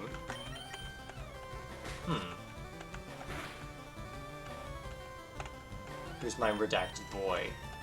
Yo, Genghis Khan's fast. I do not recall Genghis Khan being speddy.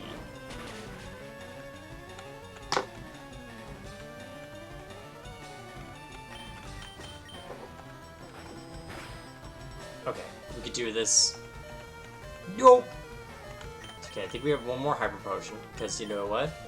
I want the king to do the beatdown.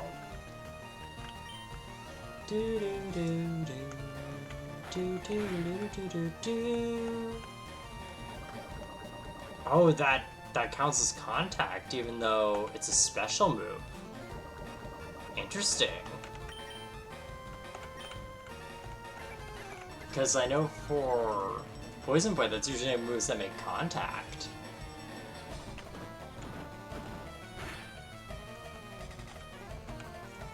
Do do do. Oh fuck! Right, because like Mega Punch only has like 80% accuracy.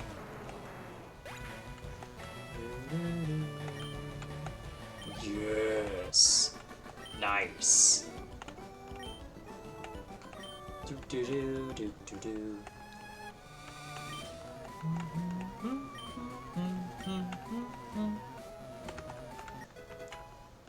Oh, cool! I can see ghosts now. Fuck yeah! Dude, let's try to see ghosts.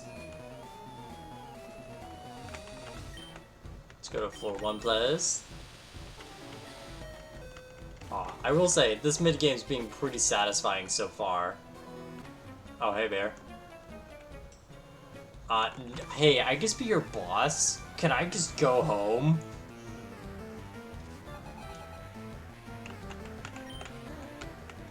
Do.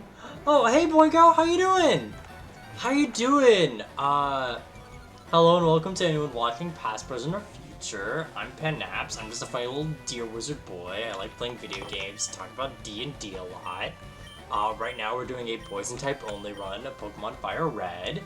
And, yo, Lesh, this is the first time you've been on my stream? Or at least said anything about it? Neat. But yeah, we have absolutely demolished both Erika and Giovanni. So there's that. And we're gonna see some ghosts. Also, I'm gonna give... That's right. How are you following Leshy? Like, I understand... Oh my god, Leshy, thank you for the follow. But, like, I get how you may have lurked, but, like, I am surprised. Yeah, I'm surprised you haven't followed, but you know what? Hey, Leshy, I'm gonna give you a shout out as well, because you're a cool dwarf. Also, how did your charity stream go? Because I know you were in that over the weekend. I think I only saw a little bit of your, Phantasm, Phantophobia one. But how did the rest of this? How? I shrug.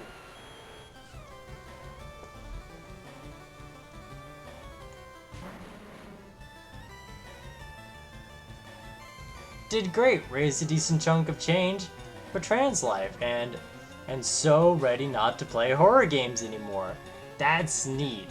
Alright, some Disney lore. Alright, did you know, prior to James Woods auditioning for the role of Hades, Hades actually was going to be a lot more accurate to the more brooding, darker figure that he's sort of known for in the Greek mythology. But when James Woods came in, the people in the auditioning staff just really liked James Woods, and so James Woods just kind of took over the character, and it's really in his favor that West animation here in the West is done voice acting first, then animation, because they basically animated things based off of James Wood's performance and improv more than you know what was already written down, like what was already animated. So yeah. Also, going off of James Woods is also the only voice of Hades because he generally really likes playing the role. So if you see anything with Hades, no matter how big or small, James Woods is probably voicing him. What's my favorite Disney movie?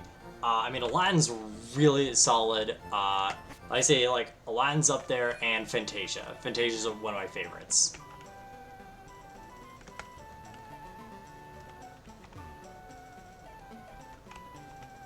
Like, Fantasia's one I really liked when I was, like, a bit older, and I do mean a bit older. Like, when I was, like, 12 or so onward, I really got fascinated into Fantasia. But growing up and so watching out, Aladdin's a really solid Renaissance film. It also just lets the Disney villain really be a Disney villain throughout the entire film, because you do see in a lot of like a lot of the classic Disney villains like only have so much screen time. Actually, Jafar feels like he actually gets a very fair amount of screen time, and it's great, and we love it here. Do do do do do do do do. Yeah, Shambo. Yeah, no, it's James Wood as a person. James Wood as a person is just a little oof.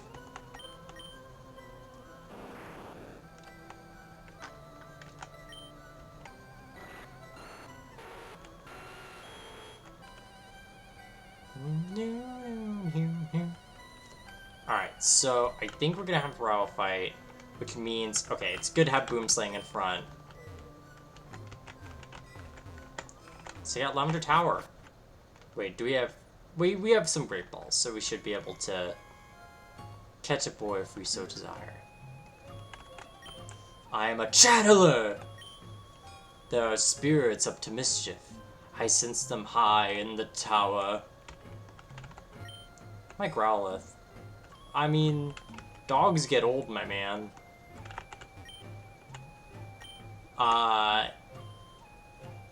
Yes, I did. Well, that's great. I just want to capture a ghost. I want to get a former soul.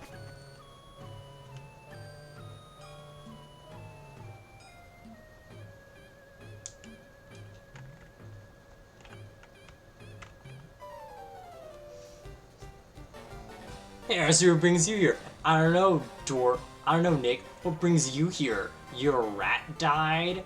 Oh, boo-hoo. I'm sorry that your rat died.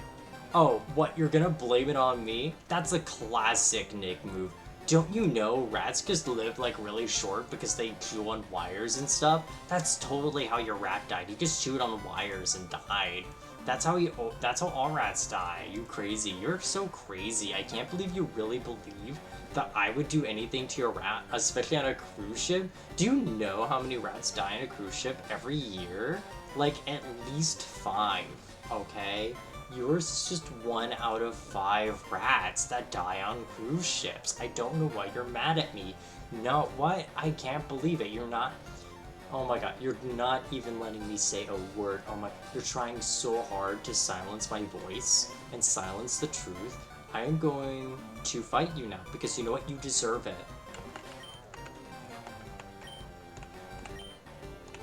Also fucked up that he goes, is your Pokemon dead? Ha, it's alive.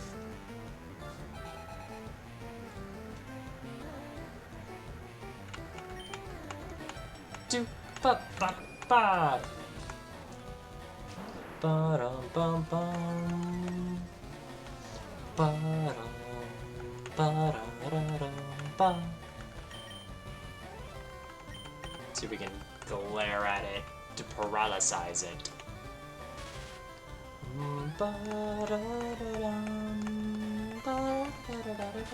Ew. Gross. Gross. Stink tactics. How?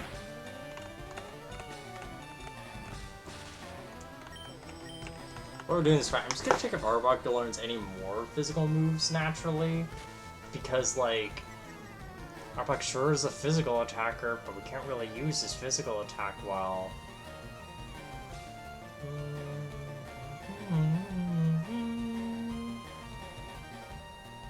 Because, let's see, because I know... Okay, he gets acid at level 38. Cool. Because, like, I'm looking at his stats right now, and Arbok's Intimidate is really good, but Arbok can only be kind of useful as like a pseudo tank when we may have access to, like, if we try to go for like invest in stockpile, which can make us really bulky. Hey, Hellebore. Actually, no. I'll send Bella out, because Bella's been slept on.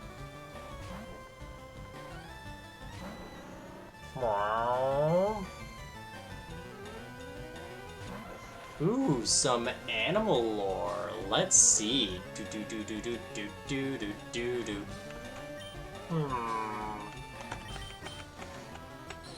Ah, yes.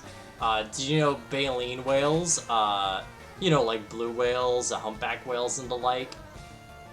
You know, what they used to eat is just like they have big furry teeth, essentially. And I just think about that a lot.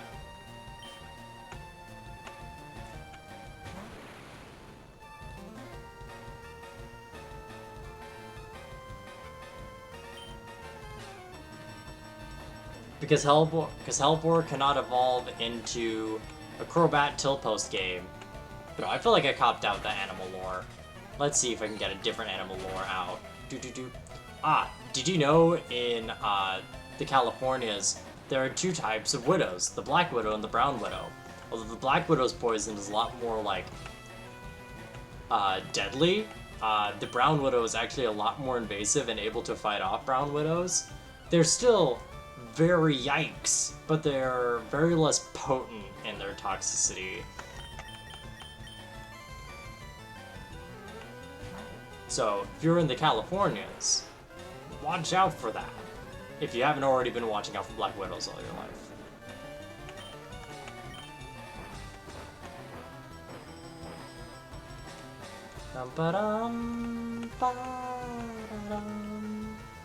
I think a lot about how, like, weirdly territorial bugs are with each other. Like, ants, for example, are just brutal. Ants have... Newsflash, guys. Ants have no ethics. They don't!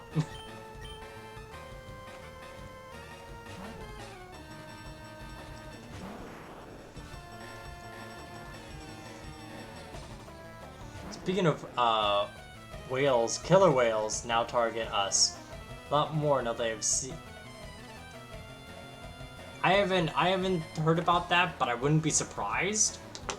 Mostly because orcas are very, they're very spooky. They're very smart, and if they don't like you, you are now a problem. Did you know that orcas are the only predators of the moose? This is true because some moose like to, they like to swim down in some areas to, like, get, like, cool seaweed. And they're big enough for orcas to go like, oh, fuck yeah, that's some nice meat. I'm gonna chomp that.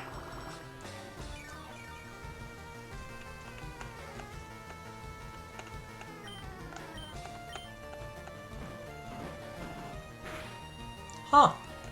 Wild. Not surprised, though.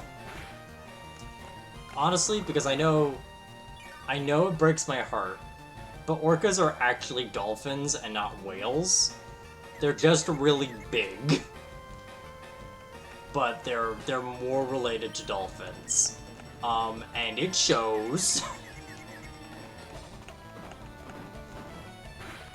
like, much like dolphins, they would be more likely to commit war crimes.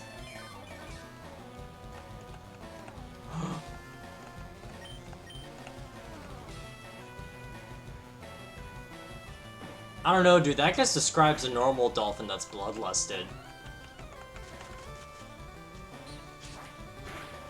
I will say, the other day, one of my friends described dolphins perfectly. That I know in one of my games, I essentially have like a wizard college, and we're joking about a frat, right? And they just said like, well, how you just roleplay frat characters is just make them dolphins. Just make them people dolphins. Dolphin people. Thank you for the hydrate.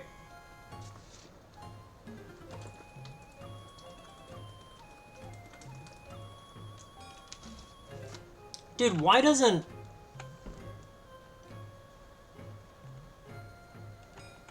Dude, I'm surprised that he doesn't use a Cubone, because that'd be actually a really cool replacement for, that would be such a cool replacement for, like, Rattata.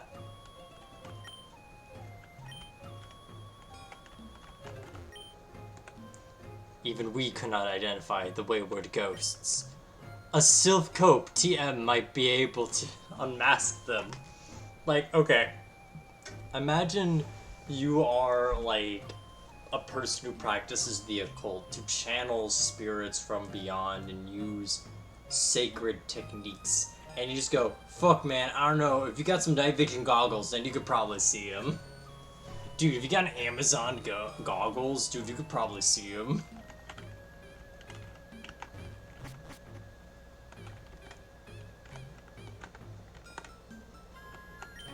Be gone, malevolent spirit.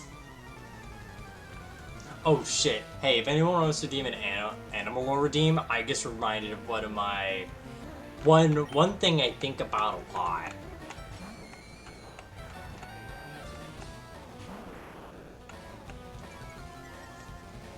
A very specific animal. I'm not talking about a species, I'm talking about one animalistic individual.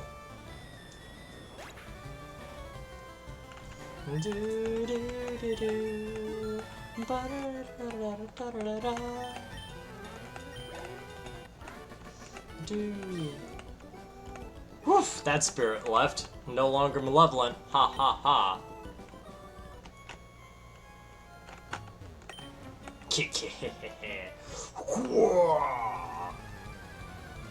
Welcome to the stream where I just say funny possessed noises by Channeler Carly. My favorite Nickelodeon sitcom. Ba-da-da-da. Ba-da, ba-da-da-da. Ba-da, ba-ba. Do-do-do-do. Unpossessed. Gives you $7. Imagine you have gained your senses and you go like, oh shit, what was I doing? Oh well, here's $7.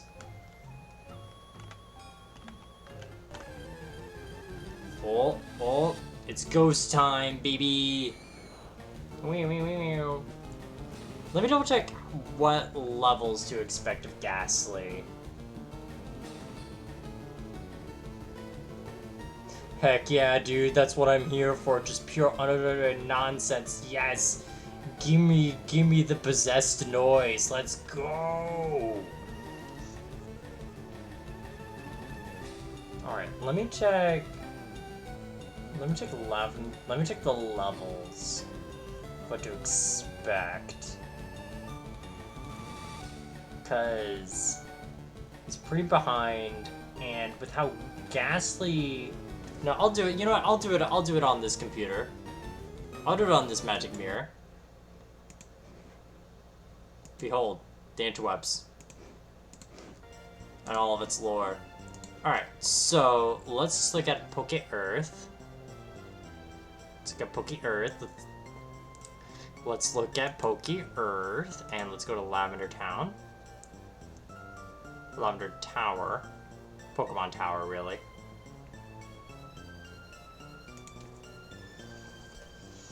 Do do do do do do. Let's see. Do do do do do do do do do do do do do do do do do. All right, so they will only be level 19. Will they get any higher? Nope, only level 19. Cool. Alright. Highest level 19. Alright, so unless we get like a haunter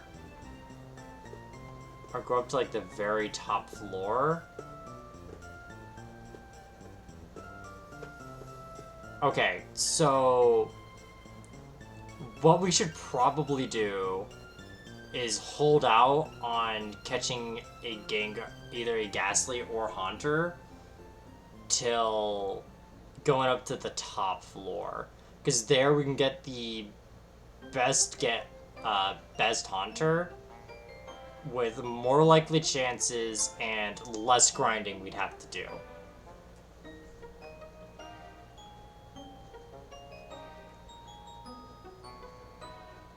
Oh, hey, Wizard Pig! Hey, I know you've appeared here in just like, you know, a raid or two, but hey, how you doing? I don't feel like I've been able to actually sit down and check out any of your streams, but it's real cool seeing a fellow wizard here. Anyway, we're just looking at the best ways to hunt a ghost, so we're gonna be patient with our ghost hunt.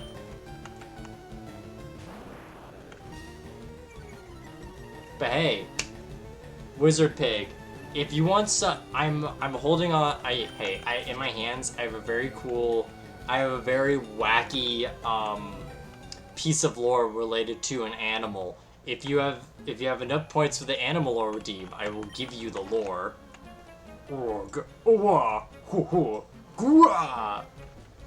No worries. I like my witch and wizard VTuber friends. Fuck yeah! I'm honestly pleasantly surprised how many, like, I don't see a lot of wizards in my VTuber bubble, but I'm glad to see the ones that I do though. You know?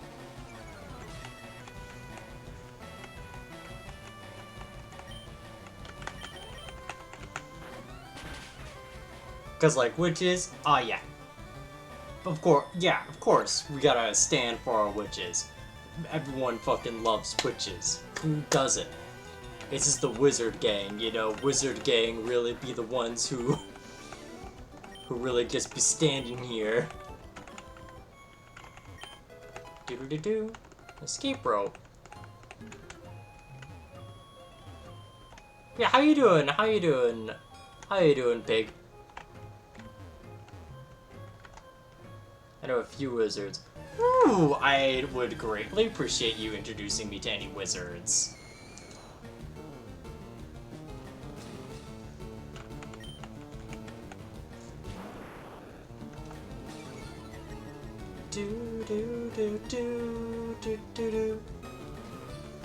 Yeah, I don't know if you know my Discord or Twitter, but hey, Pig, you're cool, and I trust you DMing me anything related to them in either of those platforms.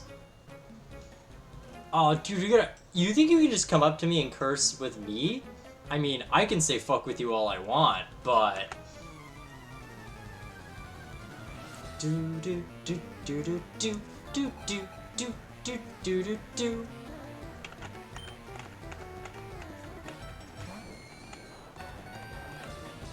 You know, I really do think it's cool that, like, OG Pokemon wanted to have, like, we want to have a dungeon, we want to have ghost types, because ghosts are cool. But I think it's so funny, they're like, we're only going to make one line of ghosts.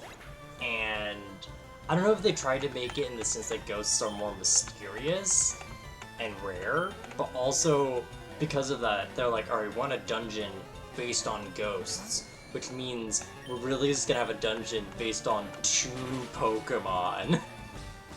And we'll have a lady in the final boss gauntlet that is a ghost lady, but she's really a poison lady, but she has the final ghost. That players there are not cool enough to have friends. We'll see for the first time. Elixir.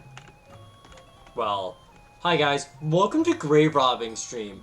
Tonight, we're gonna steal the mementos of the dead.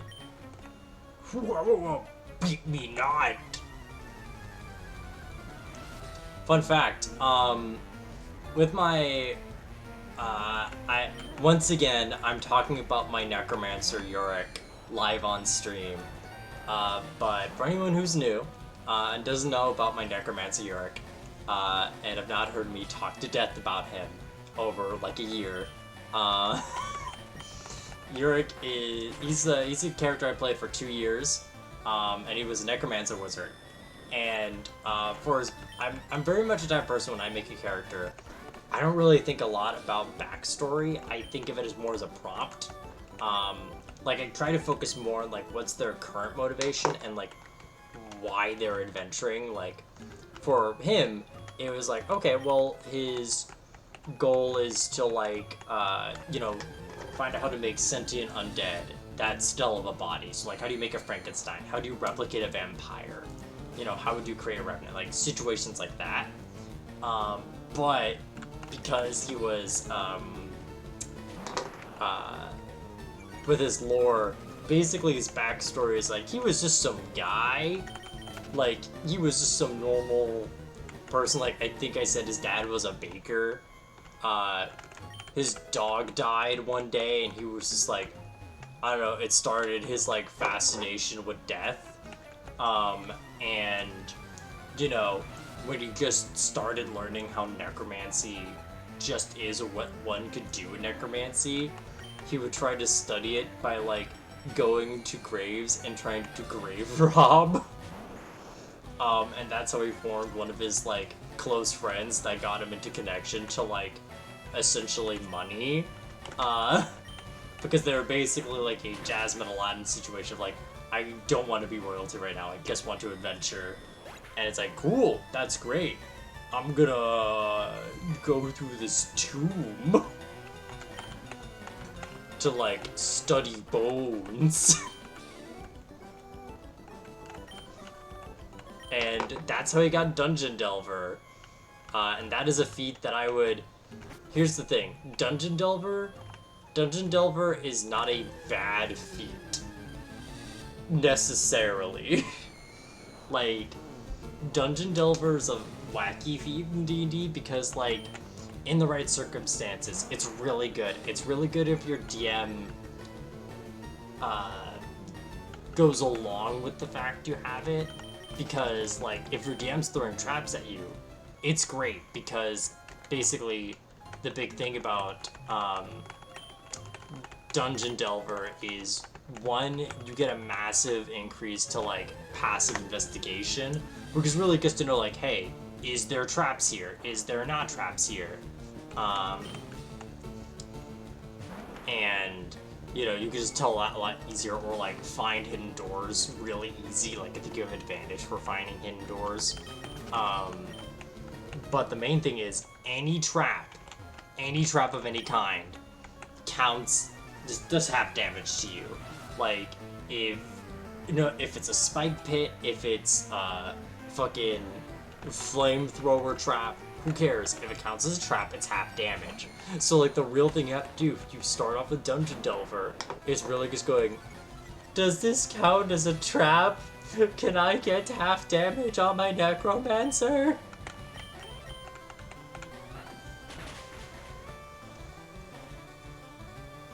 Problem is...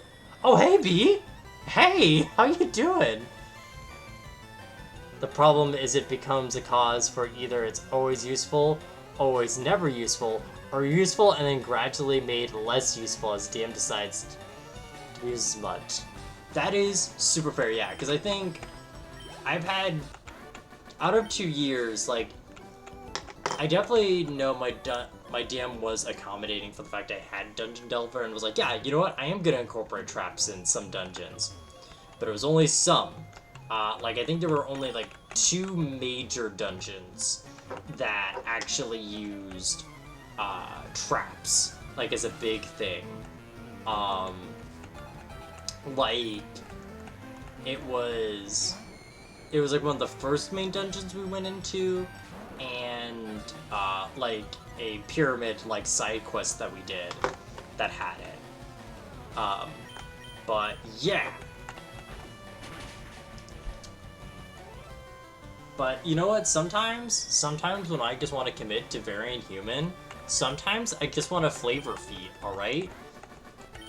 You know, sometimes I don't need an actual useful feat. I could just have it and just be like, okay, so one of my favorite stories relating to this party, like in a fun, goofy story, is one time in one of our first, like, really possibly plot relevant dungeons, our DM sets up a room in this old tomb that there is just a chest in the middle of this otherwise empty room, which naturally leads us, the players, to think, oh fuck, it's a mimic. So we do all these things, like I check, like, alright, is it trapped? No. Okay. Is it locked? Alright. No. Okay. We're gonna open it, we're gonna make sure nothing is trapped there. Okay. Is there anything inside of it? Ooh. Green tunics. Alright, they don't look bad. They don't look that wild. I guess I'll get rid of wrap. I don't really use it. And then it was like, okay, chest, not the problem. So my necromancer was like, okay, this is not a problem. Not a mimic. And then I touched the door. The door was the mimic. And I look with the fear of God to my DM and go like, can this count as a trap? Can I get half damage? And then they were like, no. And I just think that's funny. Like, oh, hey, I'm talking to my friends about my necromancer. I don't have the time to give you blood, Angelica.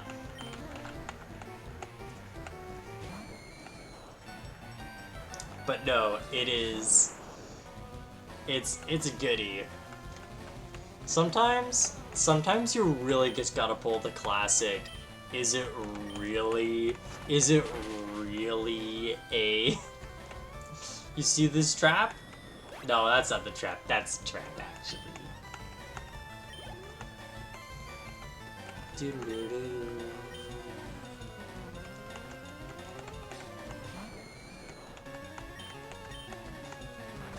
Yeah, I'm glad you're doing well, B. Did you do anything fun today, or did you just have a cool, cozy day? Or, God forbid, you've done both.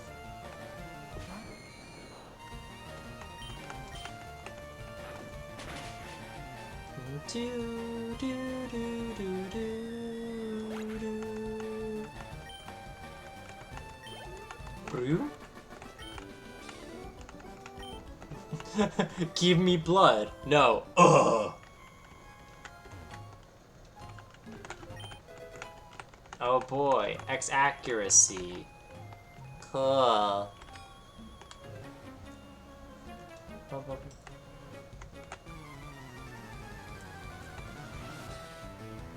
Do do do do do do do do do. I like how a lot of these channelers just have like the most mundane names. Like, Angelica was like, alright, that's kind of thematic, but then it's like, here's Jennifer, she's talking to the spirits. Here's Carly, she's just vibing. And I don't know, I think that's kind of quirky. I think it's just kind of quirky and wild and funny. Do do do do. Made a bunch of stuffed peppers. Oh right, I did see about that. Did a rough mock-up of a new character design. Streamed a tiny bit of Tina, then had celebrate her anniversary. Ooh, that's cool. Well, I'm glad we advertised someone's anniversary. Like, you know, who else's anniversary coming up? That's right, it's me, Pan Naps, your funny little dear wizard boy. That's right, and August 12th is gonna be my 1 year anniversary. If you want to support this dear wizard boy, you could watch me play video games, like watching me play a rock type only run of Pokemon Sword. And if I get 200 followers before or during the playthrough, I unlock Armor Vial, which gives me Rock Dog, and I'll use Tyranitar. God forbid I get 250 followers, I get to use all the fossils from Gen 1 to 6, and Aggron, Carbink, and Relicanth! So, I'm subtle. But no, I'm glad you could support another person in their VTubing career. Something fell out. Aw, oh, shit, is your tooth?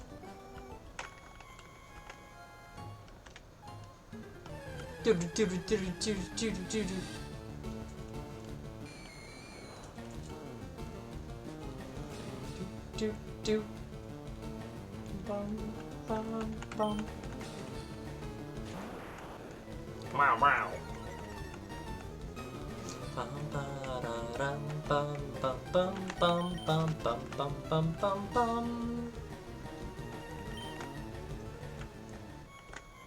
Oh, ball. Oh, fuck yeah. Fuck yeah, I stole candy from a grave. Yes.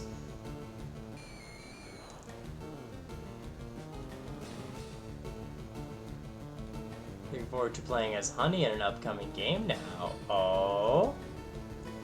My brain doesn't know if I'm making connections wrong if you're thinking about just Honey from Pokemon Sword, or if you're...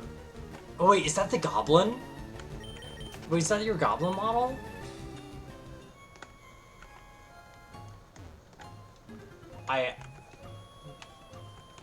No. I'm not. Ooh, I'm a spook ghost.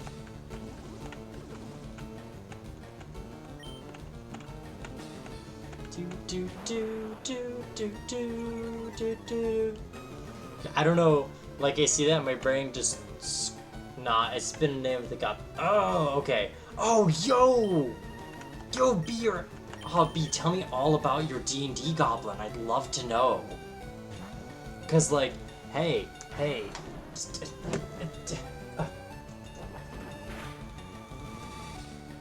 Don't worry, I'm doing something. Hey, if you want to see B make characters live on stream, you can see her on Tuesdays. Is it Tuesdays or Thursdays? Am I fucking up? I think it's Tuesdays. Making silly little anime video game characters into D&D characters live on screen, right in front of your face. Every other Tuesday, yeah, that's it. I was right. Next Tuesday, you can see her make D&D characters live and in front of your 2D face. If you're two-dimensional, not that I am. Haha, I am a two-dimensional model actually. I am on the other side of a magic mirror.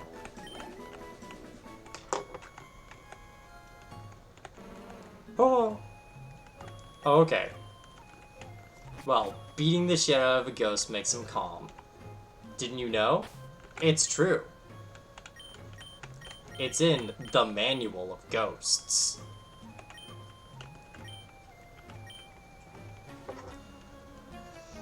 What do you want? What do you want? Why are you here?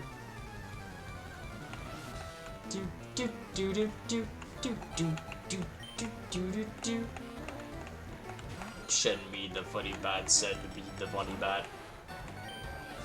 Body slam the bat.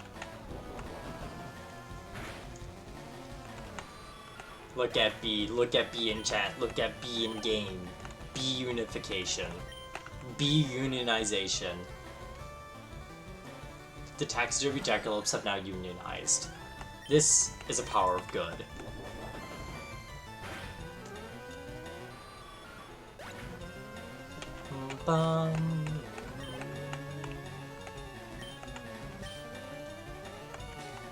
Yo, this guy just likes collecting bats. Good for him.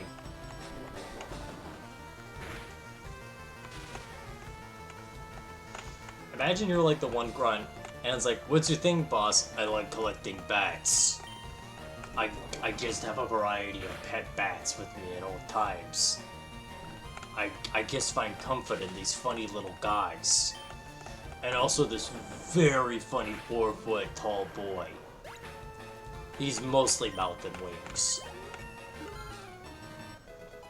Ba-da-da-ba.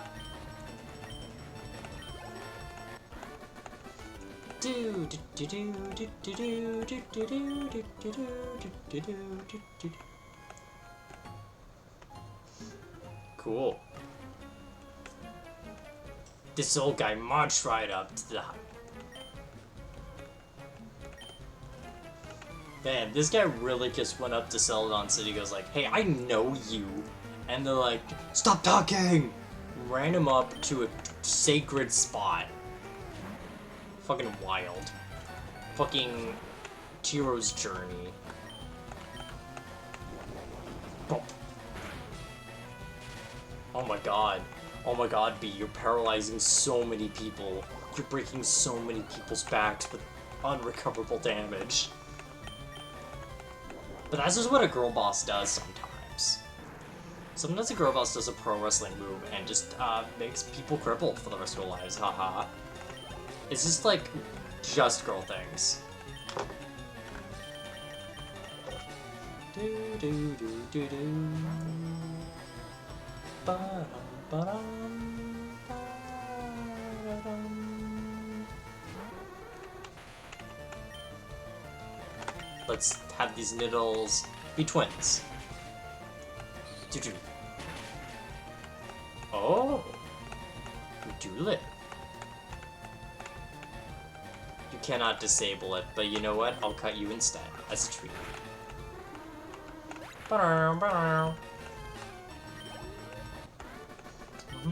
Ba-ba-da, ba-ba-da, ba-ba-da, ba-ba-da.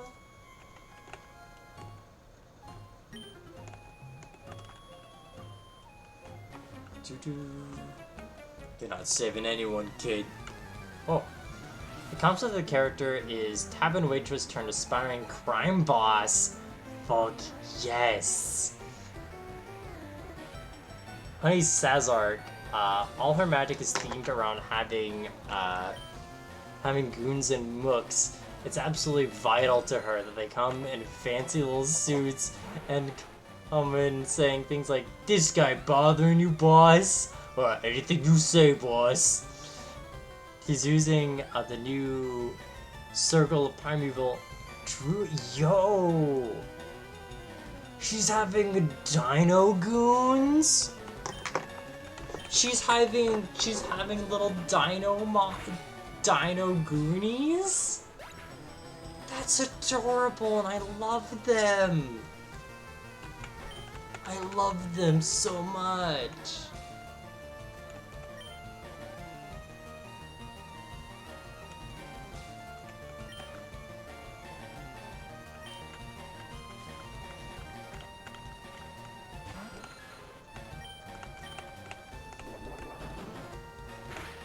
The Benny Good Times.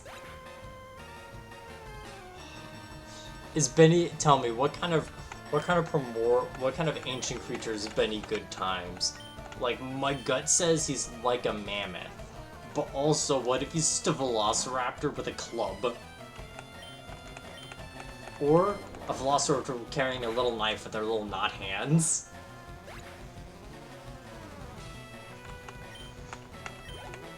But no, that sounds like a lot of fun.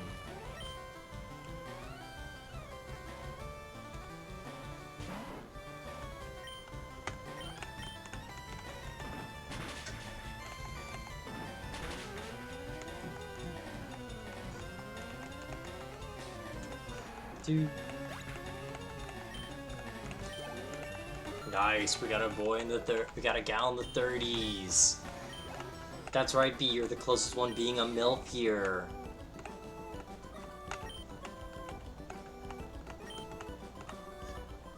I'm imagining him as some strange mix of giant ground sloth, Bigfoot, and a moose. Yeah. Oh my god. Yes. He's got big feet. He's got big hands. He's also got antlers.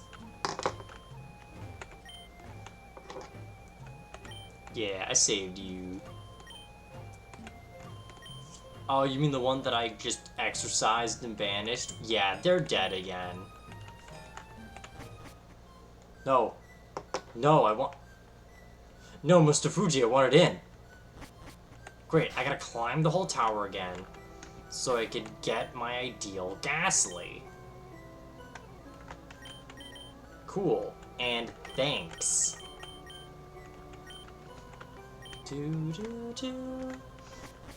Now if I want my ideal Haunter, I have to go all the way back up.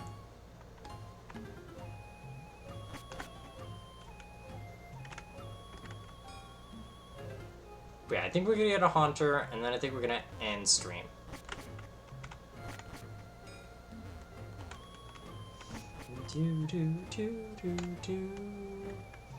But no, I've just met Benny Goodtimes, and I absolutely adore him, and if anything happened to him, I would massacre everyone in the room. And I would not kill myself, because that's not helpful for me or Benny Goodtimes.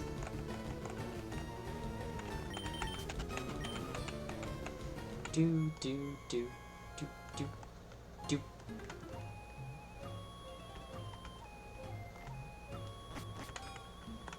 Da. Go! I think Benny Goodtimes should be allowed to vote. I think Benny Goodtimes should have the ability to affect who will be in office as Mayor King President of the Dino Bunch. Oh wait, if you run a tavern, you can call the group the Dino Brunch. Because then you could be a bunch and also advertise the fact you sell brunch.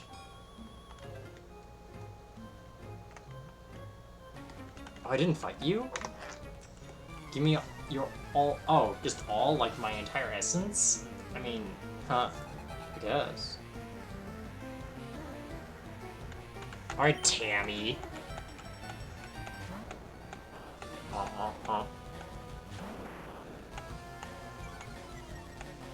But yeah, I'll have to consider if I really want... Like, I'm gonna get a Haunter just in case I change my mind. But the thing about Haunter is, with how Ghost... Oh, have you seen the... I mean, it's been a bit since I've looked at him, but I very much like the idea of it just being the most anticipated Dino Summoner. And how it can basically be like, it could protect people. They're actually able to get permanent summons. Yeah, because they're like... Because they just stay there till they're dead, right? They're not like a... They're there for as long as your wild shape would, like an hour, or like find familiar. It's just there. Like, I don't know if that's gonna change whenever it gets into a book, but... Like, if we see it in a book in, like, next year, but consider, honestly, because, you know, sometimes when you see a UA, especially now in a post-Tasha's, it's very much clear, like, we're gonna put this in a book. We just want to see how well it's received and what we need changing, if we need any changing. And so, like, sometimes when you see them, it's like, alright, what are they working on? Because, like, apparently they may be doing something with giants again, if they're working a lot with, like, giants, because, like, considering the rate it took them between, like, Xanathar's and Tasha's, I don't think they're making just another, like, and here's more optional rule books you can make. I don't know, it's sticking around, not all... See, it isn't. See, I don't think it's, like, all-powerful. It's more of a thing I don't know how Oh? Hunter can get paralyzed by glare? Like, I know... Interesting, because, like, I know ghost types can't be... I know ghost types are immune to, like, mean look. I didn't think it'd be immune to, like... I didn't think it'd be immune to glare. What the fuck?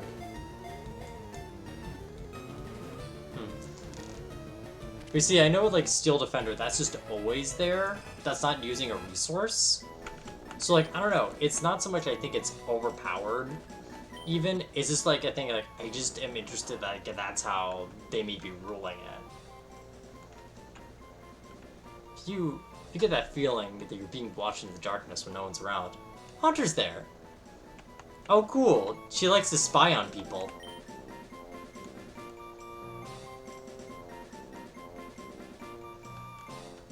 She likes to see people. I'm gonna call her... Peeps.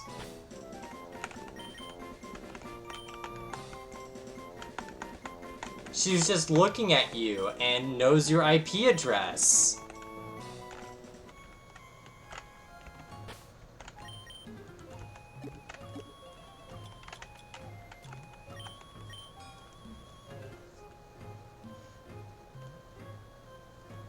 Yeah, no, they have some pretty... I mean, the giant barbarian is so good of just, you want to yeet?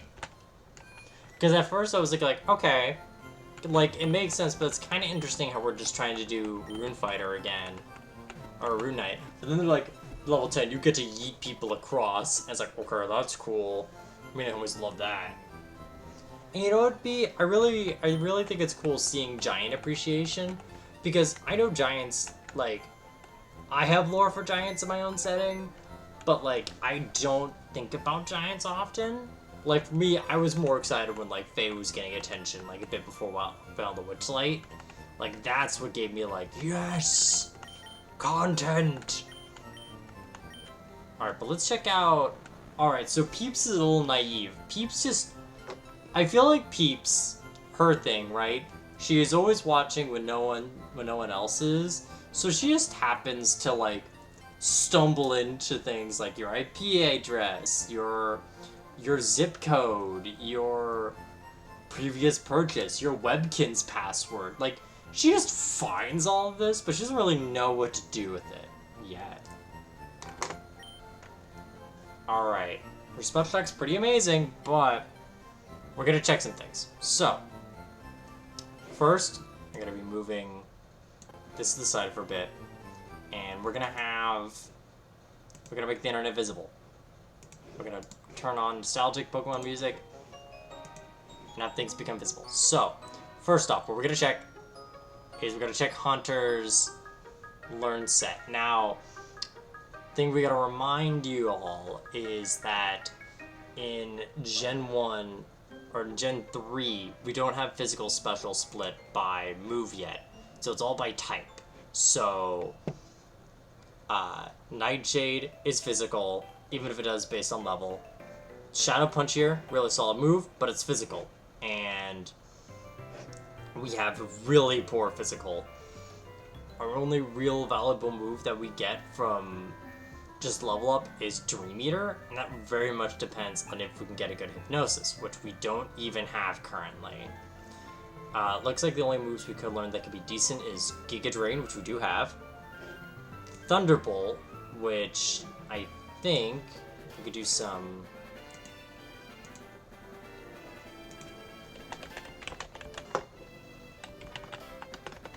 Let's see. If I write TMs.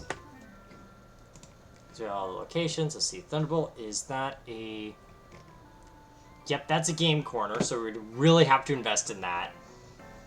And really have to see if we need electric type cover, if we need water type coverage.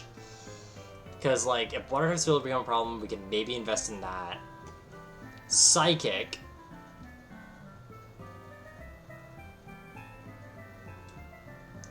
And those are really the only moves we can really rely on. Snatch doesn't work because not a lot of Pokemon didn't have items. So, yeah, yeah, our moveset is actually incredibly limited if we want to make Peeps work. But we do have Giga Drain, and although we do know that that Boomslang can have it, this would be the ideal person to give Giga Drain to. That is not just Hemi. But the really only thing that's really valuable is Thunderbolt, because if we wanted to replace bug type coverage for like countering psychics, Venonat would be really good for that, and they get psychic. So it really depends on who we want to invest psychic on. And that logic, we also could just give Peeps psychic if we really want to. But yeah, I'm gonna think about that. I'm gonna think about Peeps, because Peeps has initially really good special and speed, so they could sweep. But that really depends if we have like specific types we're going after. But before we leave, we're just gonna check up what the condition of Peeps is on IV calculator. Alright, so I'm just gonna be moving. Okay, so we got a Haunter.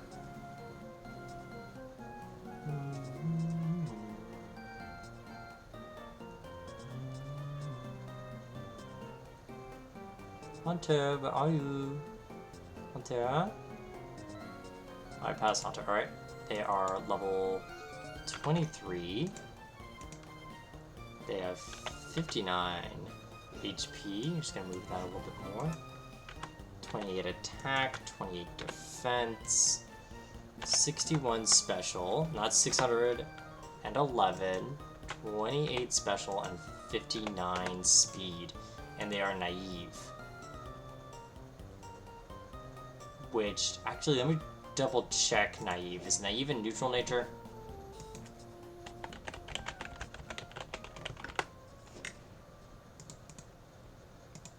Naive is speed over special defense. Okay, so they got a good nature. They've got a good nature for what they're working for. Let's do the calcs. Alright, so... okay. Alright. So, not the best Haunter out there, but really good in speed and a bit better tankiness. Not bad special attack. Probably not thing we have to really worry about with special attack just because of how high the stats are. But yeah, no, this is definitely a Haunter where if we want to invest in her, we have to go into those special attacks.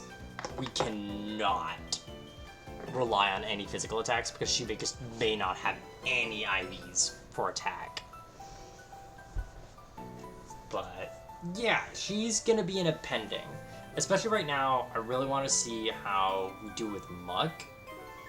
Like, honestly, I think maybe Muck versus Grimer is going to be a really fair thing, because I don't think, aside from Intimidation, I don't really see a reason that we're going to keep Boomslang long term. Because Boomslang's great, but Boomslang really is relying on Bite, and Bite's holding it back, and you can't really get a lot of good moves for it. I don't think, not unless, because not a lot of moves that really use its type for the best, because, yeah, Acid's going to be its best move. It's only 40 base power. Because, like, you can learn Hyper Beam, which is strong, of course. Iron Tail, though unreliable, not really have a lot of stab. Earthquake's going to be a lot better for the Nidos. Return wouldn't be awful. Sludge Bomb would actually be really good. But that's about it. Maybe being a possible strength Pokemon, but that's the best we really could do, and it's kind of stretching it. Probably better for Muck. Like, let's see, what are we looking with for, like... See, we got 85 attack. there. Muck is working with... What are you working with, Muck? Yeah, Muck doesn't have the best move pool. But he has that sludge. He would have that sludge, I think, by then.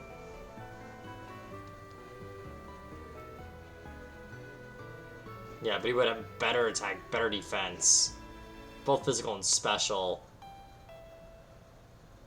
We'll see. Until then...